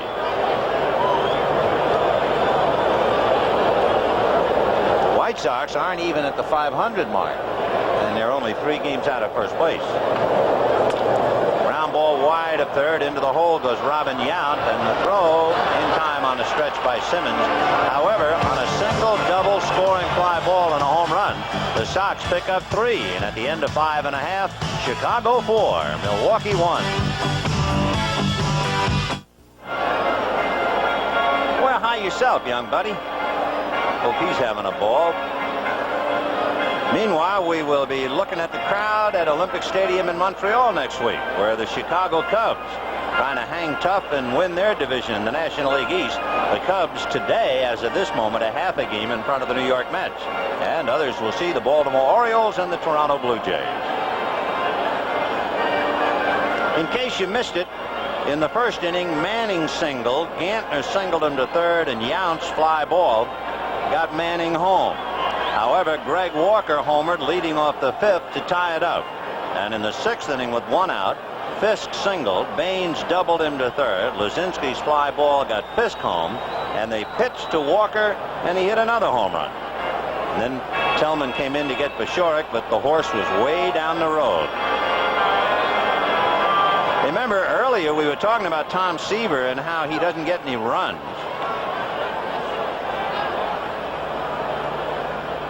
He now has a 3-run lead as he goes to work in the bottom of the 6th. Rick Manning, Jim Gantner, and Robin Yount duo.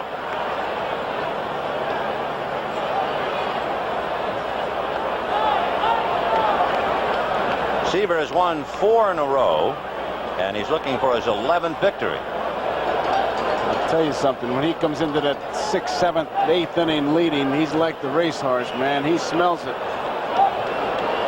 If he should win, he would tie Richard Dotson with 11 wins.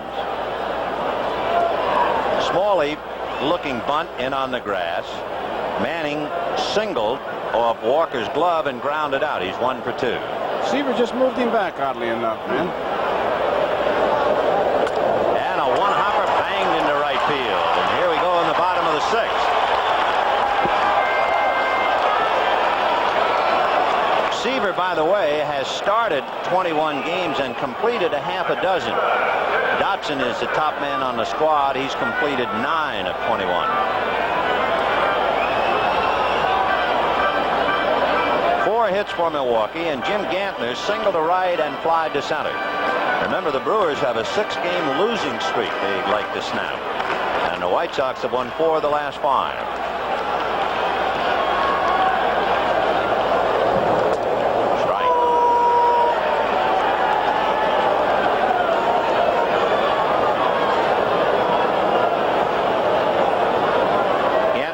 For 2.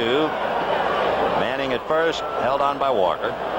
Bottom of the 6th inning, Chicago 4, Milwaukee 1. 1-1. Seaver, going into this inning, had made 66 pitches. The last time we saw him pitch against Baltimore, the bottom line was somewhere around 110 to 115. After that, La Russa really watched him carefully, and he's watching him now. Pop fly back at third. Smalley in foul ground, over the shoulder catch. Good play. Never an easy play, but Smalley times it perfectly. He's got it in control right there, and you can see he just wait for it to drop. A good play by Roy Smalley, 1 away, and now Robin Yount, the batter. Yount had a fly ball deep enough to pick up the RBI in the first inning and fly to center in the fourth.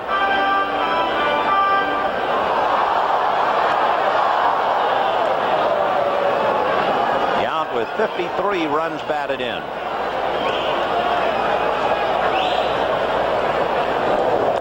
Ball one. Every time you look at the Brewers, you can't help thinking about the wonderful moments in 1982. And here in Milwaukee, they won't forget it. In 1982, there were 3 members of the Brewers that had over 200 hits. First time that happened since 1915.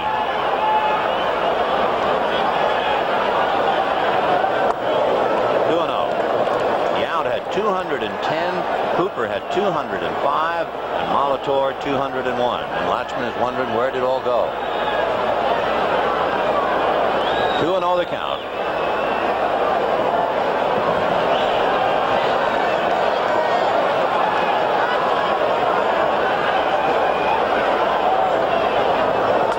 Line drive down the left field line for a base hit. Smalley up the ladder, couldn't get it. Paciorek fielding it. Going to third is Manning, and to second goes Yount, and the Brewers are in business. Second and third with one away, and Cecil Cooper due up.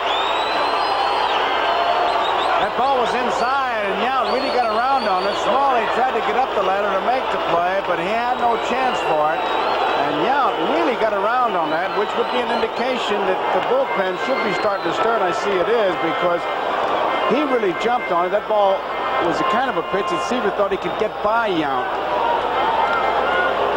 So second and third, one out in the 6th inning. La Russa a little edgy now, despite leading 4-1. And Cecil Cooper flied to left and single to left, 1 for 2. Jerry Don Gleaton is throwing in the Sox bullpen. He's a left-hander. Ted Simmons on deck.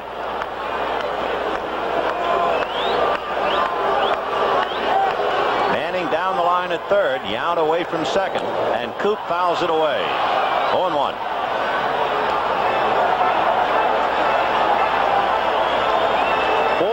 Chicago. 4-run, 6 hits for the Sox. 1-run, 5 hits for Milwaukee.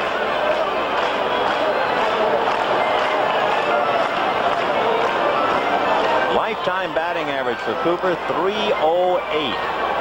But he's hitting only .261 right now. But he finds Manning at third, Yount at second, and 1 out. 1-1. And whacked into right center. That's going to get Manning home. It will get Yount home. Cooper a big turn and holding. 4-3 Chicago.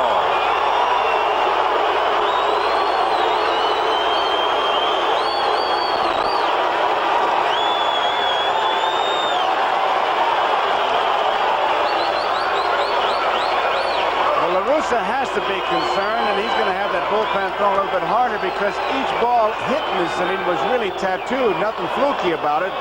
Manning drilled one. Yount drilled one. Watch this. He gets it all. That ball well hit in the right field. Well, 2 RBIs for Cecil Cooper on a shot to right. And Seaver now has to contend with Ted Simmons, and Cooper representing the tying run at first. Simmons followed by Ogilvy. And Simmons has grounded out and popped up 0 for 2.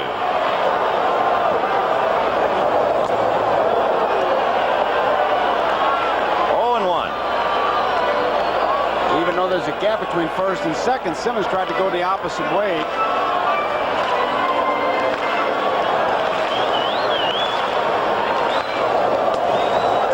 Boy, he came right back. He came high and inside with a fastball, and he picked up the outside part, so he quickly asserts himself 0-2 to Ted Simmons. Seaver, as of this moment, has only 1 strikeout. Ball to the right side. Van Slaw goes to Fletcher. He goes back to Walker, and they get the double play.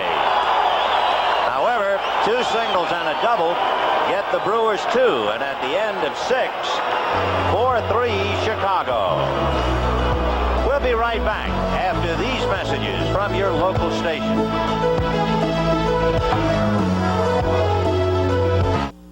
Join Don Hine and Len Dawson for all the action when the Colts meet the Miami Dolphins tonight at 7, a Channel 13 exclusive. Let's all be there.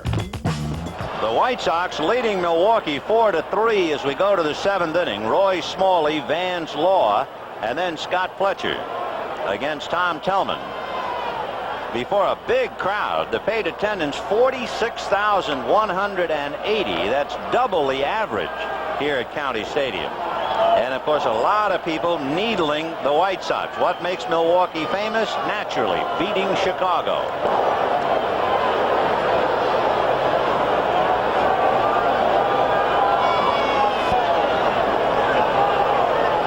Tellman, who pitches out of a stretch, as you can see. 2-0 the count. So many relief pitchers have discarded the windup since they figured stretching is their bread and butter anyway. Well, they feel better, and whatever makes a pitcher feel better, do it. Little foul off to the left and out of play. 2-1. Milwaukee led 1-0. Chicago tied it in the 5th on a home run by Greg Walker. White Sox then came right back with 3 in the 6th, and Milwaukee answered with 2. So we're in the 7th inning, 4-3 Chicago. Tellman in relief of starter Moose Hodge. On the corner, 2-2. Well, for our most valuable player, Greg Walker had a lock on it for a while. With 2 home runs and 3 RBIs, and of course Seaver out there leading 4-3. Later on, cast a vote. Foul back. Smalley has grounded out twice 0 for 2 and continues to struggle with the bat, hitting only .227. It's been a tough year for him. This is one of those years, as we look at Tom Seaver, that Smalley has to really get through and survive. Smalley was the #1 draft pick by Texas in 1974. Foul back. And he kind of put his name in the Yankee history books forever. He's one of 4 Yankee switch hitters ever to homer from both sides of the plate in the same game. The others, Mickey Mantle, Tom Tresh, Roy White. He did it against Kansas City in Kansas City in 1982. Fly ball to right field, and Deion James going back a bit. 1 away. Friends, this telecast is presented by authority of Major League Baseball, may not be reproduced or retransmitted in any form without the express written consent of Major League Baseball. And the batter will be Vance Law. Looking ahead for Milwaukee, they will have Ogilvy, Howell, and Sundberg in the bottom of the 7th.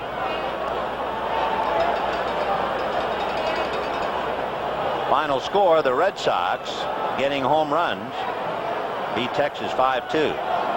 Evans, Boggs, Gutierrez all hit home runs.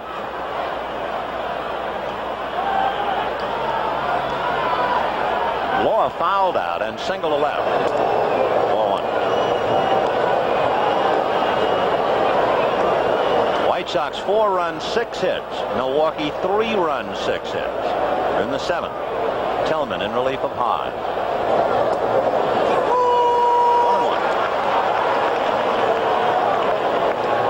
A big 4-game series for the White Sox and Milwaukee. And bless her heart, she's having a ball. I don't care who wins. As long as that concession stand stays open.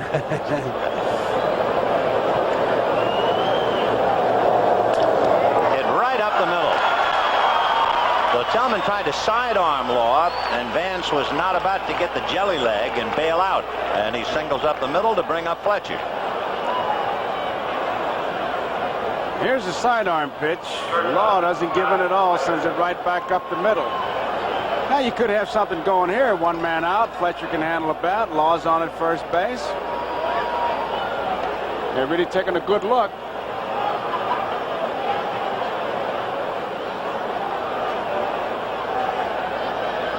So Scott Fletcher with 1 out, Vance Law at first. 4-3 Chicago, 7th inning.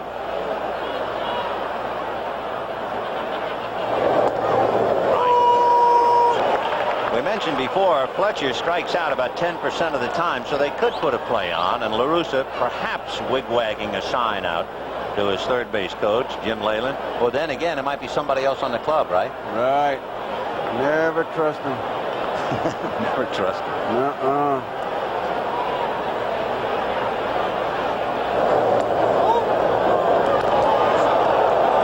As we mentioned earlier, has one stolen base, and he has been caught once.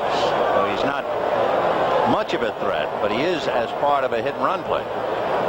We all have different ways of watching the game. That was just an I'll be there kind of play. If I get the ball, I'm going to throw it to you.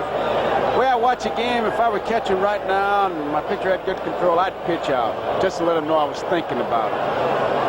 Sundberg has a great percentage of success in getting runners on the inside corner. He's thrown out more than half of those who have attempted to steal. That's the best in the American League. Jim Sundberg. I couldn't understand what happened to him at Texas. He could have gone back that far because he was a good-looking catcher. Well, he's back on the beam.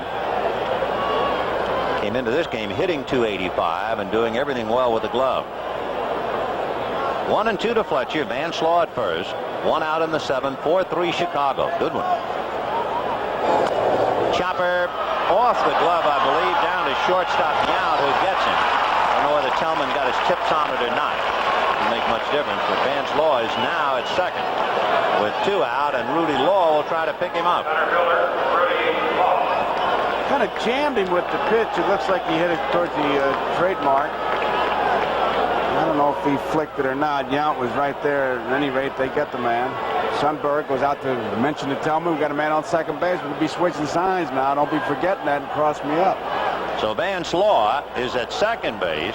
Rudy Law trying to pick him up, and we pick up a report the Cubs are leading Montreal 1-0 in the third. Chicago White Sox leading 4-3 here in the seventh in Milwaukee.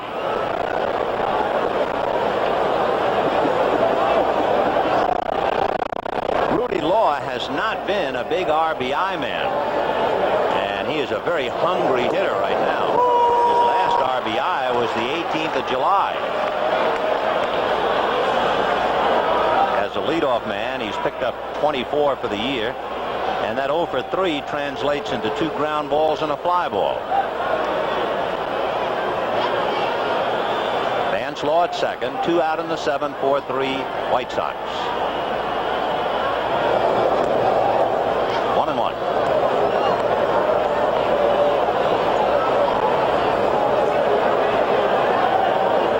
Big crowd, big game for the White Sox.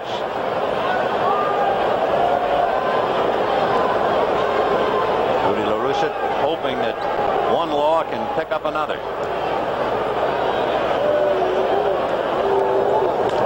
It's a ground ball into right field, and here comes Van Slaw. He will score easily, and a big run for the Sox. 5-3 Chicago.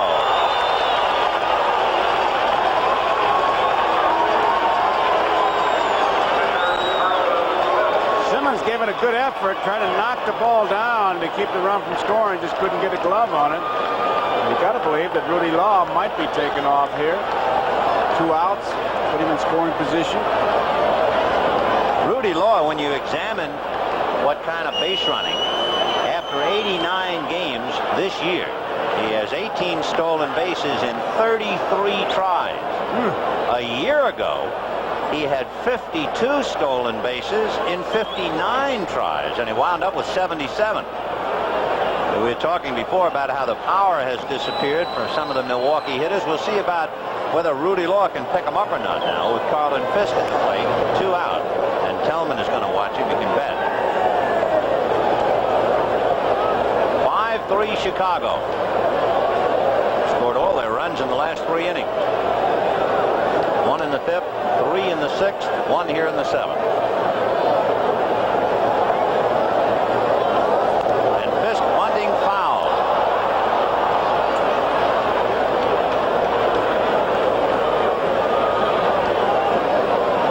So Fisk, who had struck out twice and then began the rally in the 6th inning with a single to left, tries to lay one down. A little cheerleading from the manager. A well-shaven manager. Tony shaved before the ball game, which is, I don't know, it's not normal to see guys shave before a game. Unless it's game of the week. I guess. Davey Nelson, the first base coach, was over talking to Rudy Law at first base, who was really staring in.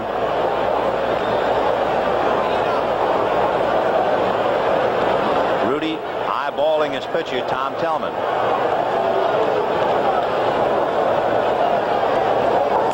Off speed and a fly ball to left field, so the change takes care of Fisk.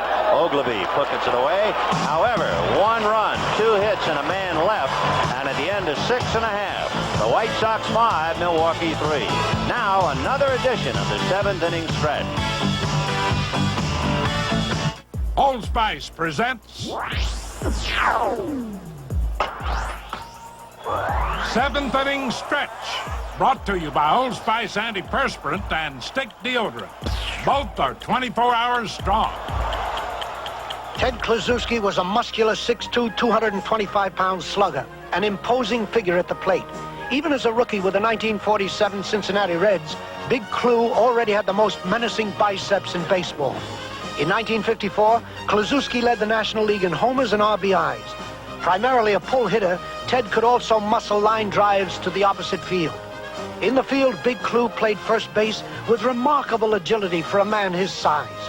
Then late in his career, Kluszewski was dealt to the Chicago White Sox, achieving one last blast of glory with 3 homers in the 1959 World Series. And a generation of baseball fans grew accustomed to Ted Kluszewski's cut-off shirt sleeves and lumbering home run trot. At County Stadium in Milwaukee, 46,180. Large turnout for the ball game with the White Sox. One reason a lot of people came up from Chicago for this one. Tom Seaver's progress. 76 pitches through his 6 innings of work. And a very good ratio of strikeouts to balls. So he's into the 7th and leading 5-3. Ben Ogilvie, Roy Howell, and Jim Sundberg in the 7th. 5 runs, 8 hits for Chicago. 3 runs, 6 hits for Milwaukee.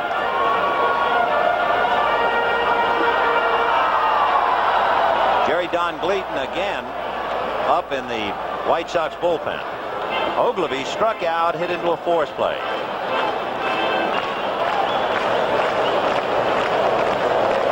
Then hitting 248. Off speed for a strike, 0-1.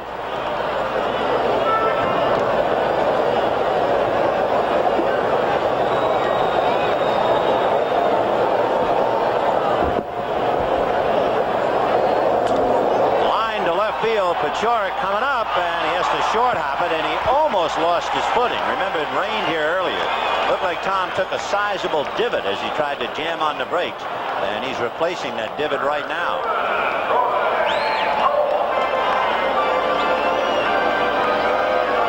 But for a minute he can make the play, and then wisely backs off. So the Brewers trying to come back down 5-3. Ogilvie singles. The leadoff man has been aboard in 3 of the 7 innings. And here's Howell. Grounded out on a good play by Vance Law, and then grounded to first to Greg Walker. Ball 1. Seaver has not walked a batter. Tom has only 1 strikeout. It was Ogilvie. His high in strikeouts this year, 8 against the California Angels.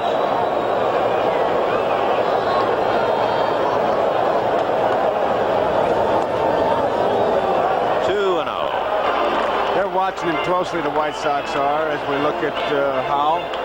Seaver, they keep track of pitches, obviously, but last inning and this inning, he doesn't seem to have command like he had.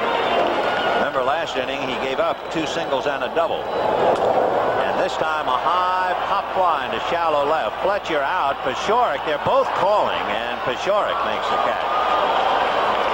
Let's get a report. The Dodgers are in Cincinnati, and let's go there now. All right, Vin, this is Len Berman in New York, and Orel Hershiser uncorks the wild pitch for the Dodgers. Cincinnati base runners move up, and the Reds then broke the scoreless tie on an infield out. It's 1-0 Cincinnati. Back to you. Okay, Len, 2 of the weaker hitting teams in the National League struggling, and the Reds leading 1-0. Meanwhile, the Sox leading the Brewers 5-3 with Ogilvie at first and 1 out, Jim Sundberg, the batter. Sundberg has hit White Sox pitching well, 9 for 20, including 2 home runs. Out away.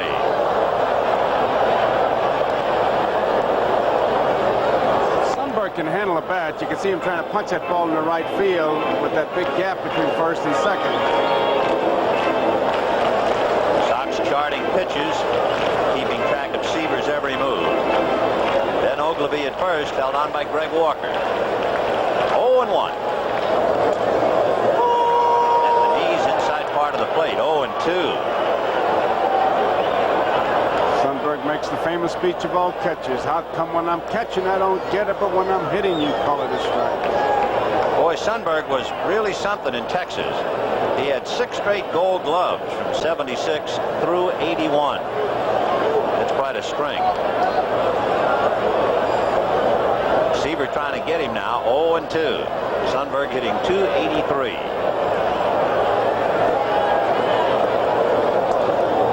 Big change for Chicago 1 year to the next is the bullpen. Last year the Sox bullpen had Kuzman, Barojas, Lamp, Tidrow, and Augusto. Now they have Burns, Jones, Reed, Gleaton, Spillner, Roberge, and Augusto. Big turnover. 1-2. Fouled off. And now Spillner has joined Gleaton in the pen. White Sox 5, Milwaukee 3. A game that was delayed in the first inning for 43 minutes because of rain. Bright sunshine now, but the lights that were turned on in the first inning have remained on. 1-2 to Sundberg. Deion James on deck. Ogilvy at first. Fouled away. It carries upstairs.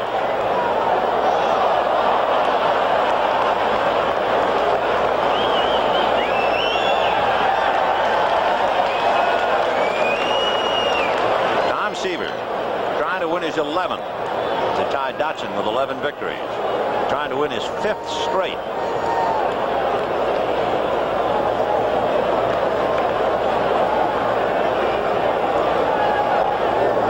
Fouled away. For Seaver, a rebirth in 1984. Trying to win his 11th, pitching exceptionally well, trying to win his 5th in a row. He won only 9 all last year.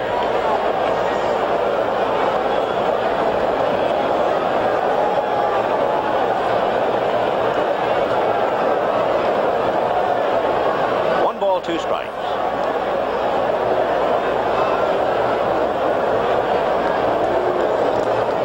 Short hopped out of the dirt. 2-2. 88 pitches for Seaver. You could see on the last 2 foul balls that Sundberg hit, he wanted a decision. Getting tired of pitching to him. Well, he's just getting tired. 2 balls and 2 strikes to Sundberg.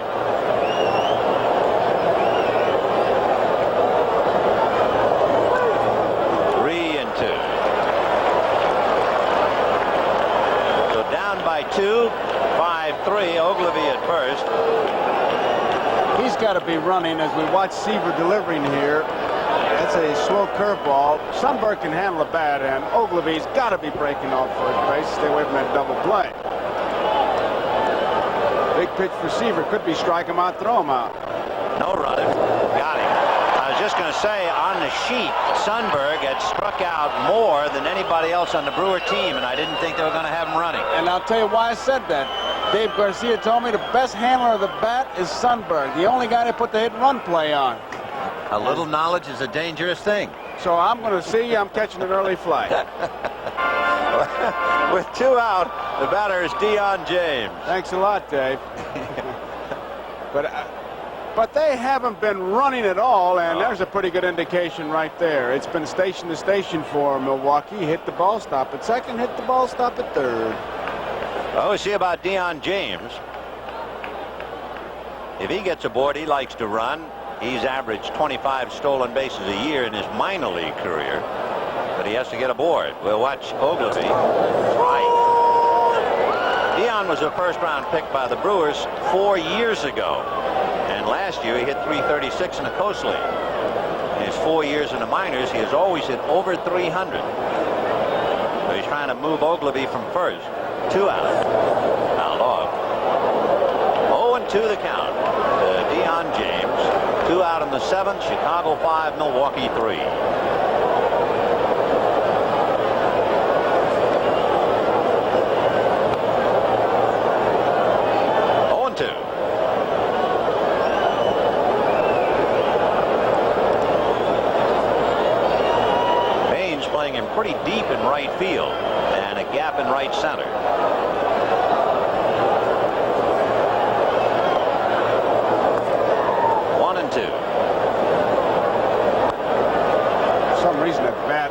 the defense of the gap in right center field. That bat in Deion James' hands looks awful small. Like it might be even a 33-incher. He had 2 years where he hit 9 home runs and 8 home runs, although he is not considered a power hitter by any means. Now back. He'd have to be like Willie Wilson, hit those inside the Parkers. Well, we have 2 out in the 7th. Milwaukee led 1-0. The White Sox tied at 1-1. The White Sox led 4-1. Milwaukee came back with 2 to make it 4-3. White Sox added 1 in the 7th to lead 5-3. And Milwaukee trying to come back after him.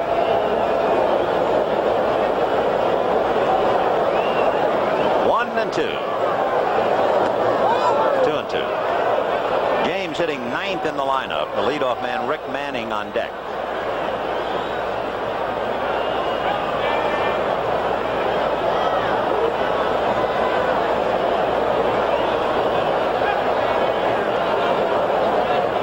A baby. He's only 21. He's just starting out.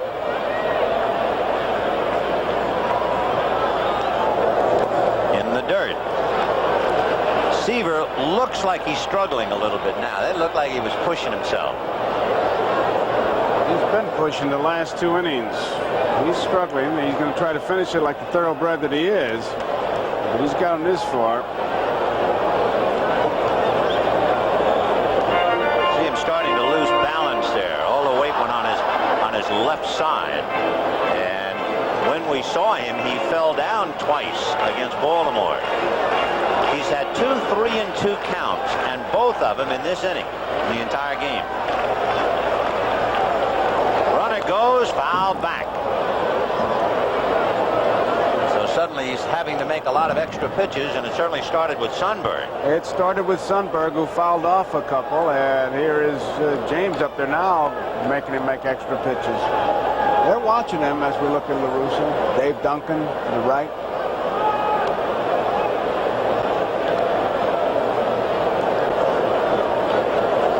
Well, when we get to 110, that's going to be the bottom line for Seaver from then on. As you can see, he's made 98 right now.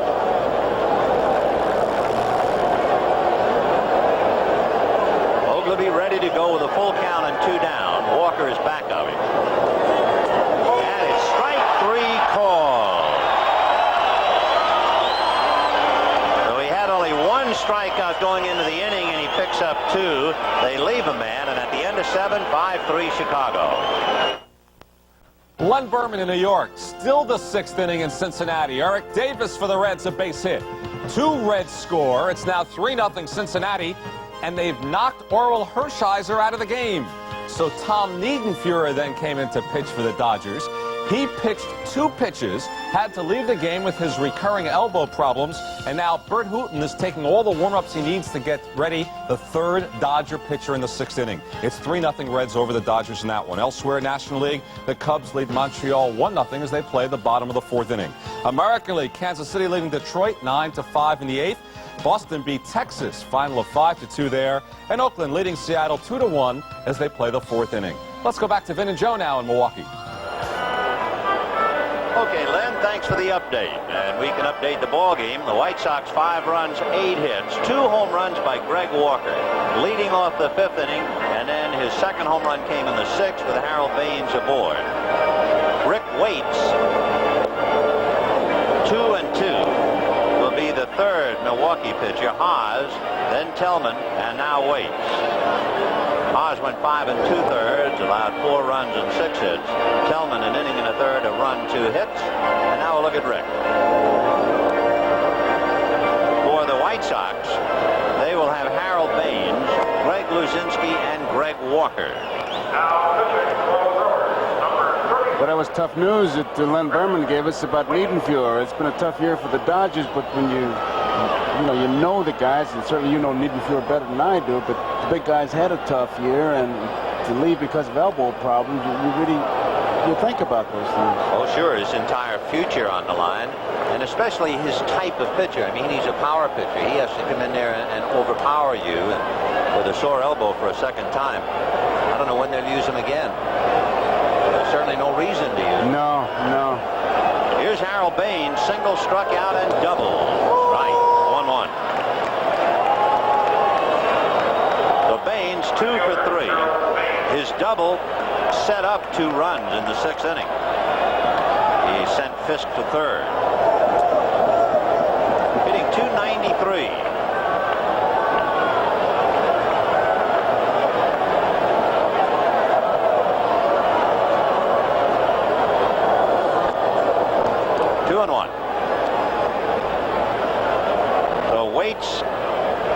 The third Brewer pitcher. White Sox trying to make it 5 out of 6, and of course Milwaukee trying to snap a 6-game losing streak. High fly ball into shallow left field. Ogilvy coming up, squinting up into the sunshine. 1 away.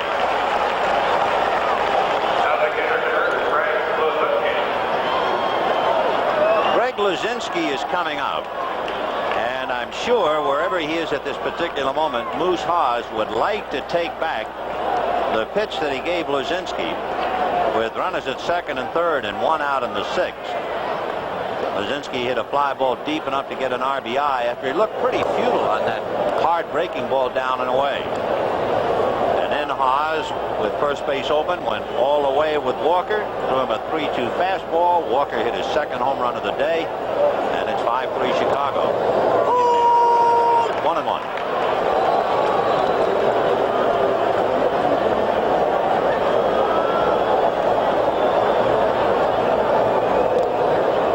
The Bull with 11 home runs, 44 RBI.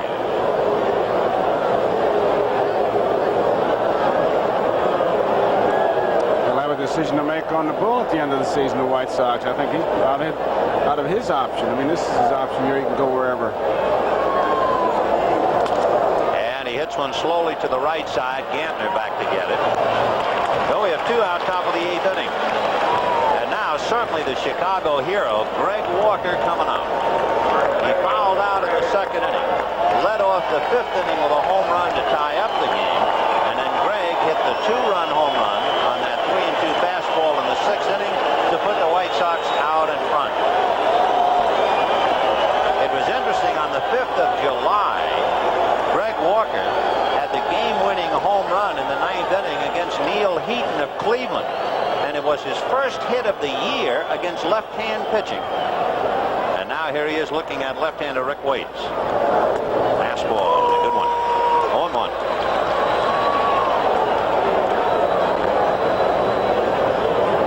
Greg Walker is out of Georgia, Bulldog country.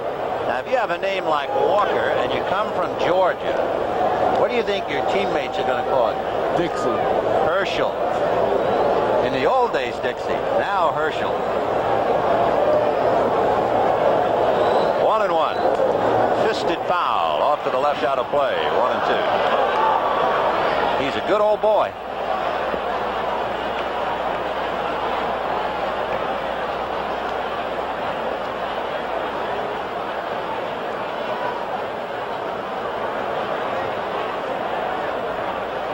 Two out, 8th inning, 5-3 Chicago.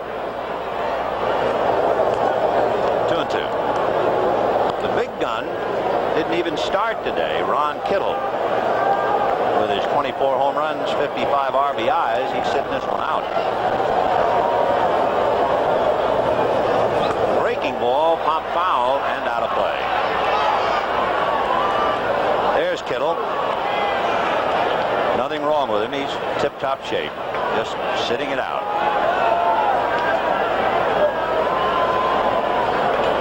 And there's a close-up of him, the number 3 man in the league behind Armas and Kingman in home run. 2-2. 3-2. He likes to lean on a left-hander, doesn't he? Come by way of first. Dirty pool.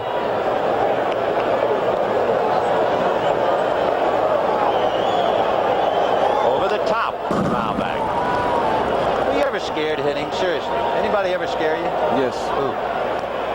Rex Barney for one. Afraid he might hit you? You mean just so wild? Well, he threw so hard. Allie Reynolds was another guy who threw so hard in the spring training in St. Petersburg. First time I saw him, I wanted to call time. They intimidate you. I'm sure there are fellows who are scared hitting against Gossage. 3-2. Fastball Fastball fouled away. I remember Pee Wee Reese said the most intimidating pitcher he ever saw was Ewell Blackwell, a big side-arming right-hander with an arm like a hook and ladder. It kept getting longer and coming more and more by way of third. But Gossage is terrifying. Well, he intimidates you. 3-2. And of course, you start talking about Nolan Ryan. Your reaction time is what you're thinking about. Big thing to get over in this game. Fighting fear. Mike Squires is going to run for Greg Walker, and then he'll stay in the game at first base. And Greg Walker receiving the plaudits of the crowd, as well he should, and some high fives all around in the dugout. What a day. 2 home runs, 3 RBIs. By golly, that was an old-fashioned handshake. Yeah, no high five. No low fours, no high fives, no double sixes, just a regular old guaranteed handshake. Tom Paciorek at the plate. Fouled away. I remember when Bob Miller was traded to the Pirates, and a month or so later the Dodgers came to Pittsburgh, and they said to Miller, "Do you know all your teammates?" He said, "I don't even know all the handshakes." 0-1 to Tom Paciorek.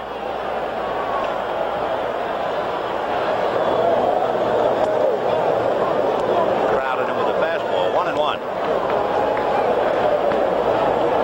It's not that Waits is that old, and yet it comes as a shock. He's 32 years old. But he was originally selected by the Washington Senators.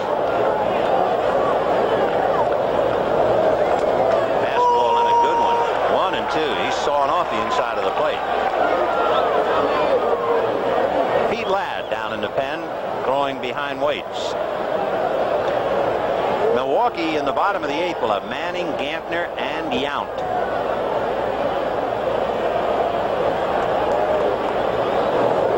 Breaking ball hit to the hole. Up with it there is Yount, and they get the force play. Nice play for Robin, and Squires is erased. No runs, no hits, a man left. At the end of 7½, the White Sox 5 and Milwaukee 3. Manning, Gantner, and Yount coming up. As we go to the bottom of the 8th inning, and Chicago leading Milwaukee 5-3, and it was rather noticeable in the 7th inning, Joe, that Seaver was running out of gas and getting wobbly. And I'm sure he said something to his manager saying, "Hey, the cork's about to come out. I'm getting a little tired, and maybe you ought to get me some help." There's nothing wrong with that, and I'll tell you, the mound is no place for the hero. I mean by that, if you're tired, give your manager a chance to get you some help. That one extra hitter that you want to face because you think, well, I want a complete game, that's usually the hitter that will cost you the defeat. And the way it is now these days, with specialists coming out of that bullpen, go as far as you can, throw as hard as you can, and if you need help, get it. Seaver made 99 pitches, but as we said, he was wobbly definitely in the 7th inning. Rick Manning is due up, but since they bring in the left-handed Jerry Don Gleaton, Rene Latchman will go to Charlie Moore. So Charlie Moore will hit for Manning. Of course, Charlie had been on the DL, as have about 9 different Brewers this year. Moore hitting .239. Been in 54 games. So Charlie Moore hitting for Manning. Mike Squires at first, and Jerry Don Gleaton with a record of 1-1. Fine ERA of less than 2. He's only been in 6 games and worked 9 innings.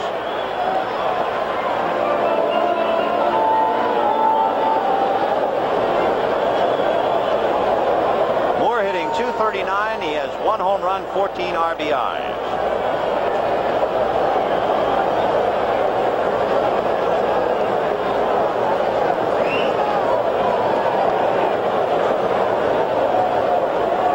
The 8th, 5-3 Chicago.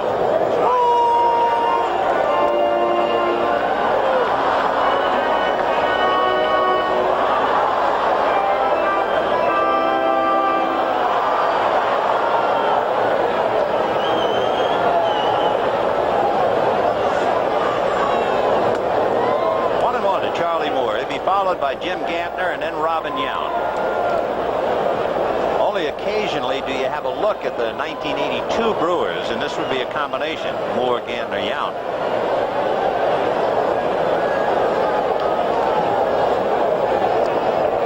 Did he swing? They'll check it first. No swing, says Rich Garcia. And the count 2-1.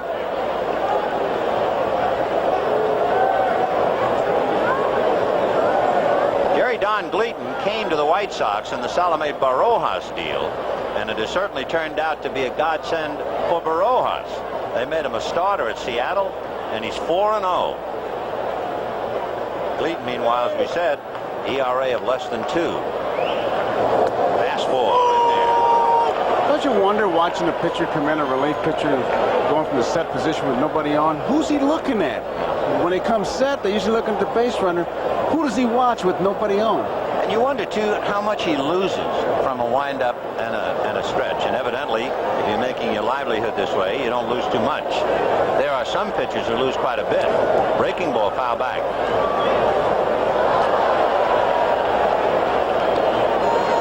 Jerry Don Gleaton battling Charlie Moore in the bottom of the 8th. Ball wedging on the backstop screen. Big crowd, 46,180. Interesting how they analyze the Brewers. It turns out that they have a dreadful record for weekends, Friday, Saturday, Sunday. They lose 3 out of every 4 they play. Foul tip, and there goes the bat. And there goes Charlie Moore. So Moore strikes out, 1 down, and Jim Gantner the batter. The Brewers, and I guess you'd have to call them lost weekends. Their record on Friday, Saturday, and Sunday, 13 wins and 33 defeats. In fact, they analyzed it more than that. From the 27th of May to the middle of July, Saturday and Sunday, they lost all of them. Here's Gantner, single fly to center, fouled out, 1 for 3. That's hard to believe. And here they are on Saturday, losing 5-3. Fastball in there, 0-1. Gantner singled Manning to third, where Rick was picked up on Yount's fly ball way back in the first inning when Milwaukee had a lead. A bunt, however, Gleaton will make the play. And almost ran up his arm, and then he hurried to throw and almost threw it over Squire's head. Gantner tried to pull that ball past the pitcher, Gleaton. Couldn't do it. And Gleaton, looked like it was going to be an easy play, rolled up his arm, and it got a little tough. To give you the scoring summary in case you were somewhere else while it was all going on, and you see that name Greg Walker prominently displayed with 2 home runs, 3 RBIs, and the White Sox leading Milwaukee 5-3. 2 down, bottom of the 8th, and Robin Yount now the batter. Yount, a scoring fly ball, went deep to center and then doubled, 1 for 2. Right. Robin hitting .291. 8 home runs, 53 RBIs.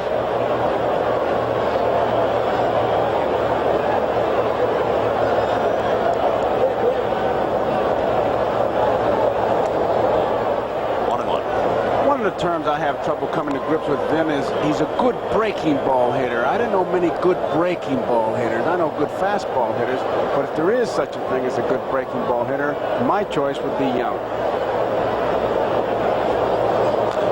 Foul at the plate. Well, he's piled up 120 base hits this year, and I'm sure a lot of them have been coming on hard breaking stuff. The White Sox are backing Gleaton up.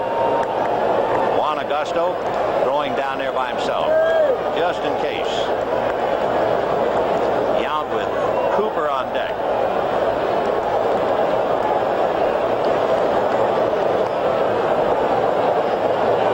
It's been Seaver and Gleaton as you look at Cooper. Haas, Tellman, and Waits for Milwaukee.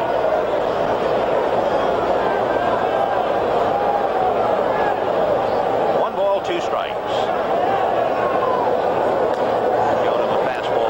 2-2. One of the reasons I said what I said is Yount really stays with the pitch, and if it's a breaking ball down, watch him go down and get it. He stays with the pitch a long time. 3-2. And you can see Carlton Fisk saying to Gleaton, easy, easy, as if Jerry Don is throwing beyond himself. He's a pacer, too. He's one of those guys who makes the pitch. It's 60 feet, 6 inches from the mound. He walks in front of the mound, walks around it.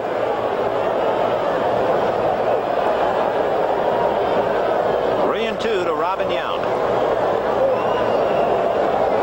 And he gave all fastballs and he walked it. So pitching very carefully, 3 in a row, missed outside. That is the first walk given to Milwaukee hitters. And it comes with 2 out, and what it also does to make La Russa move around a little, it brings up the tying run to the plate in Cecil Cooper. Cooper flied to left, single to right to drive in a run. His base hit drove in a couple. Coop hitting .263. Not bad for a guy who got a cortisone shot in the right elbow last night. And on deck, Ted Simmons.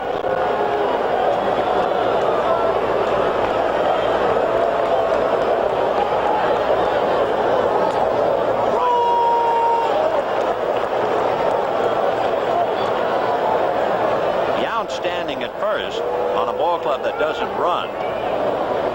Yount leads in stolen bases with 8. But they want Squires, I believe, anchored on the bag with 2 out and down by 2.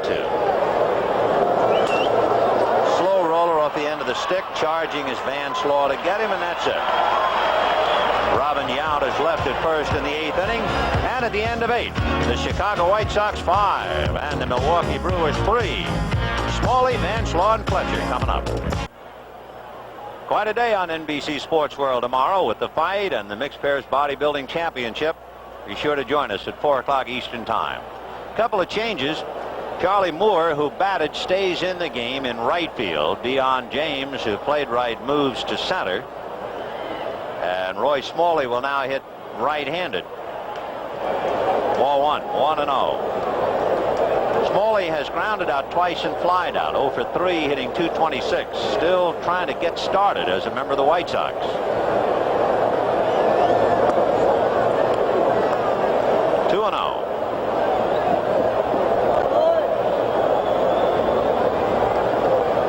Rick waits after Moose Haas went 5 2/3. Tom Tellman an inning and a third.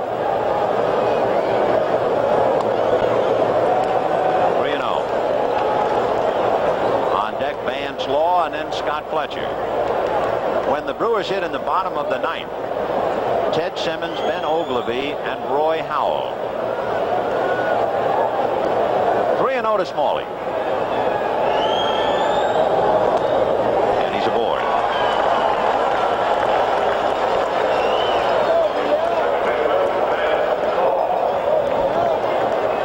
Let's get an update on what's going on in the world of baseball, and we'll go to Len in New York. All right, Vin, the Dodgers are on fire now. Here's the 7th inning. Terry Whitfield, a 2-out, 2-run pinch single. Steve Sachs then followed with the tying RBI. It's now 3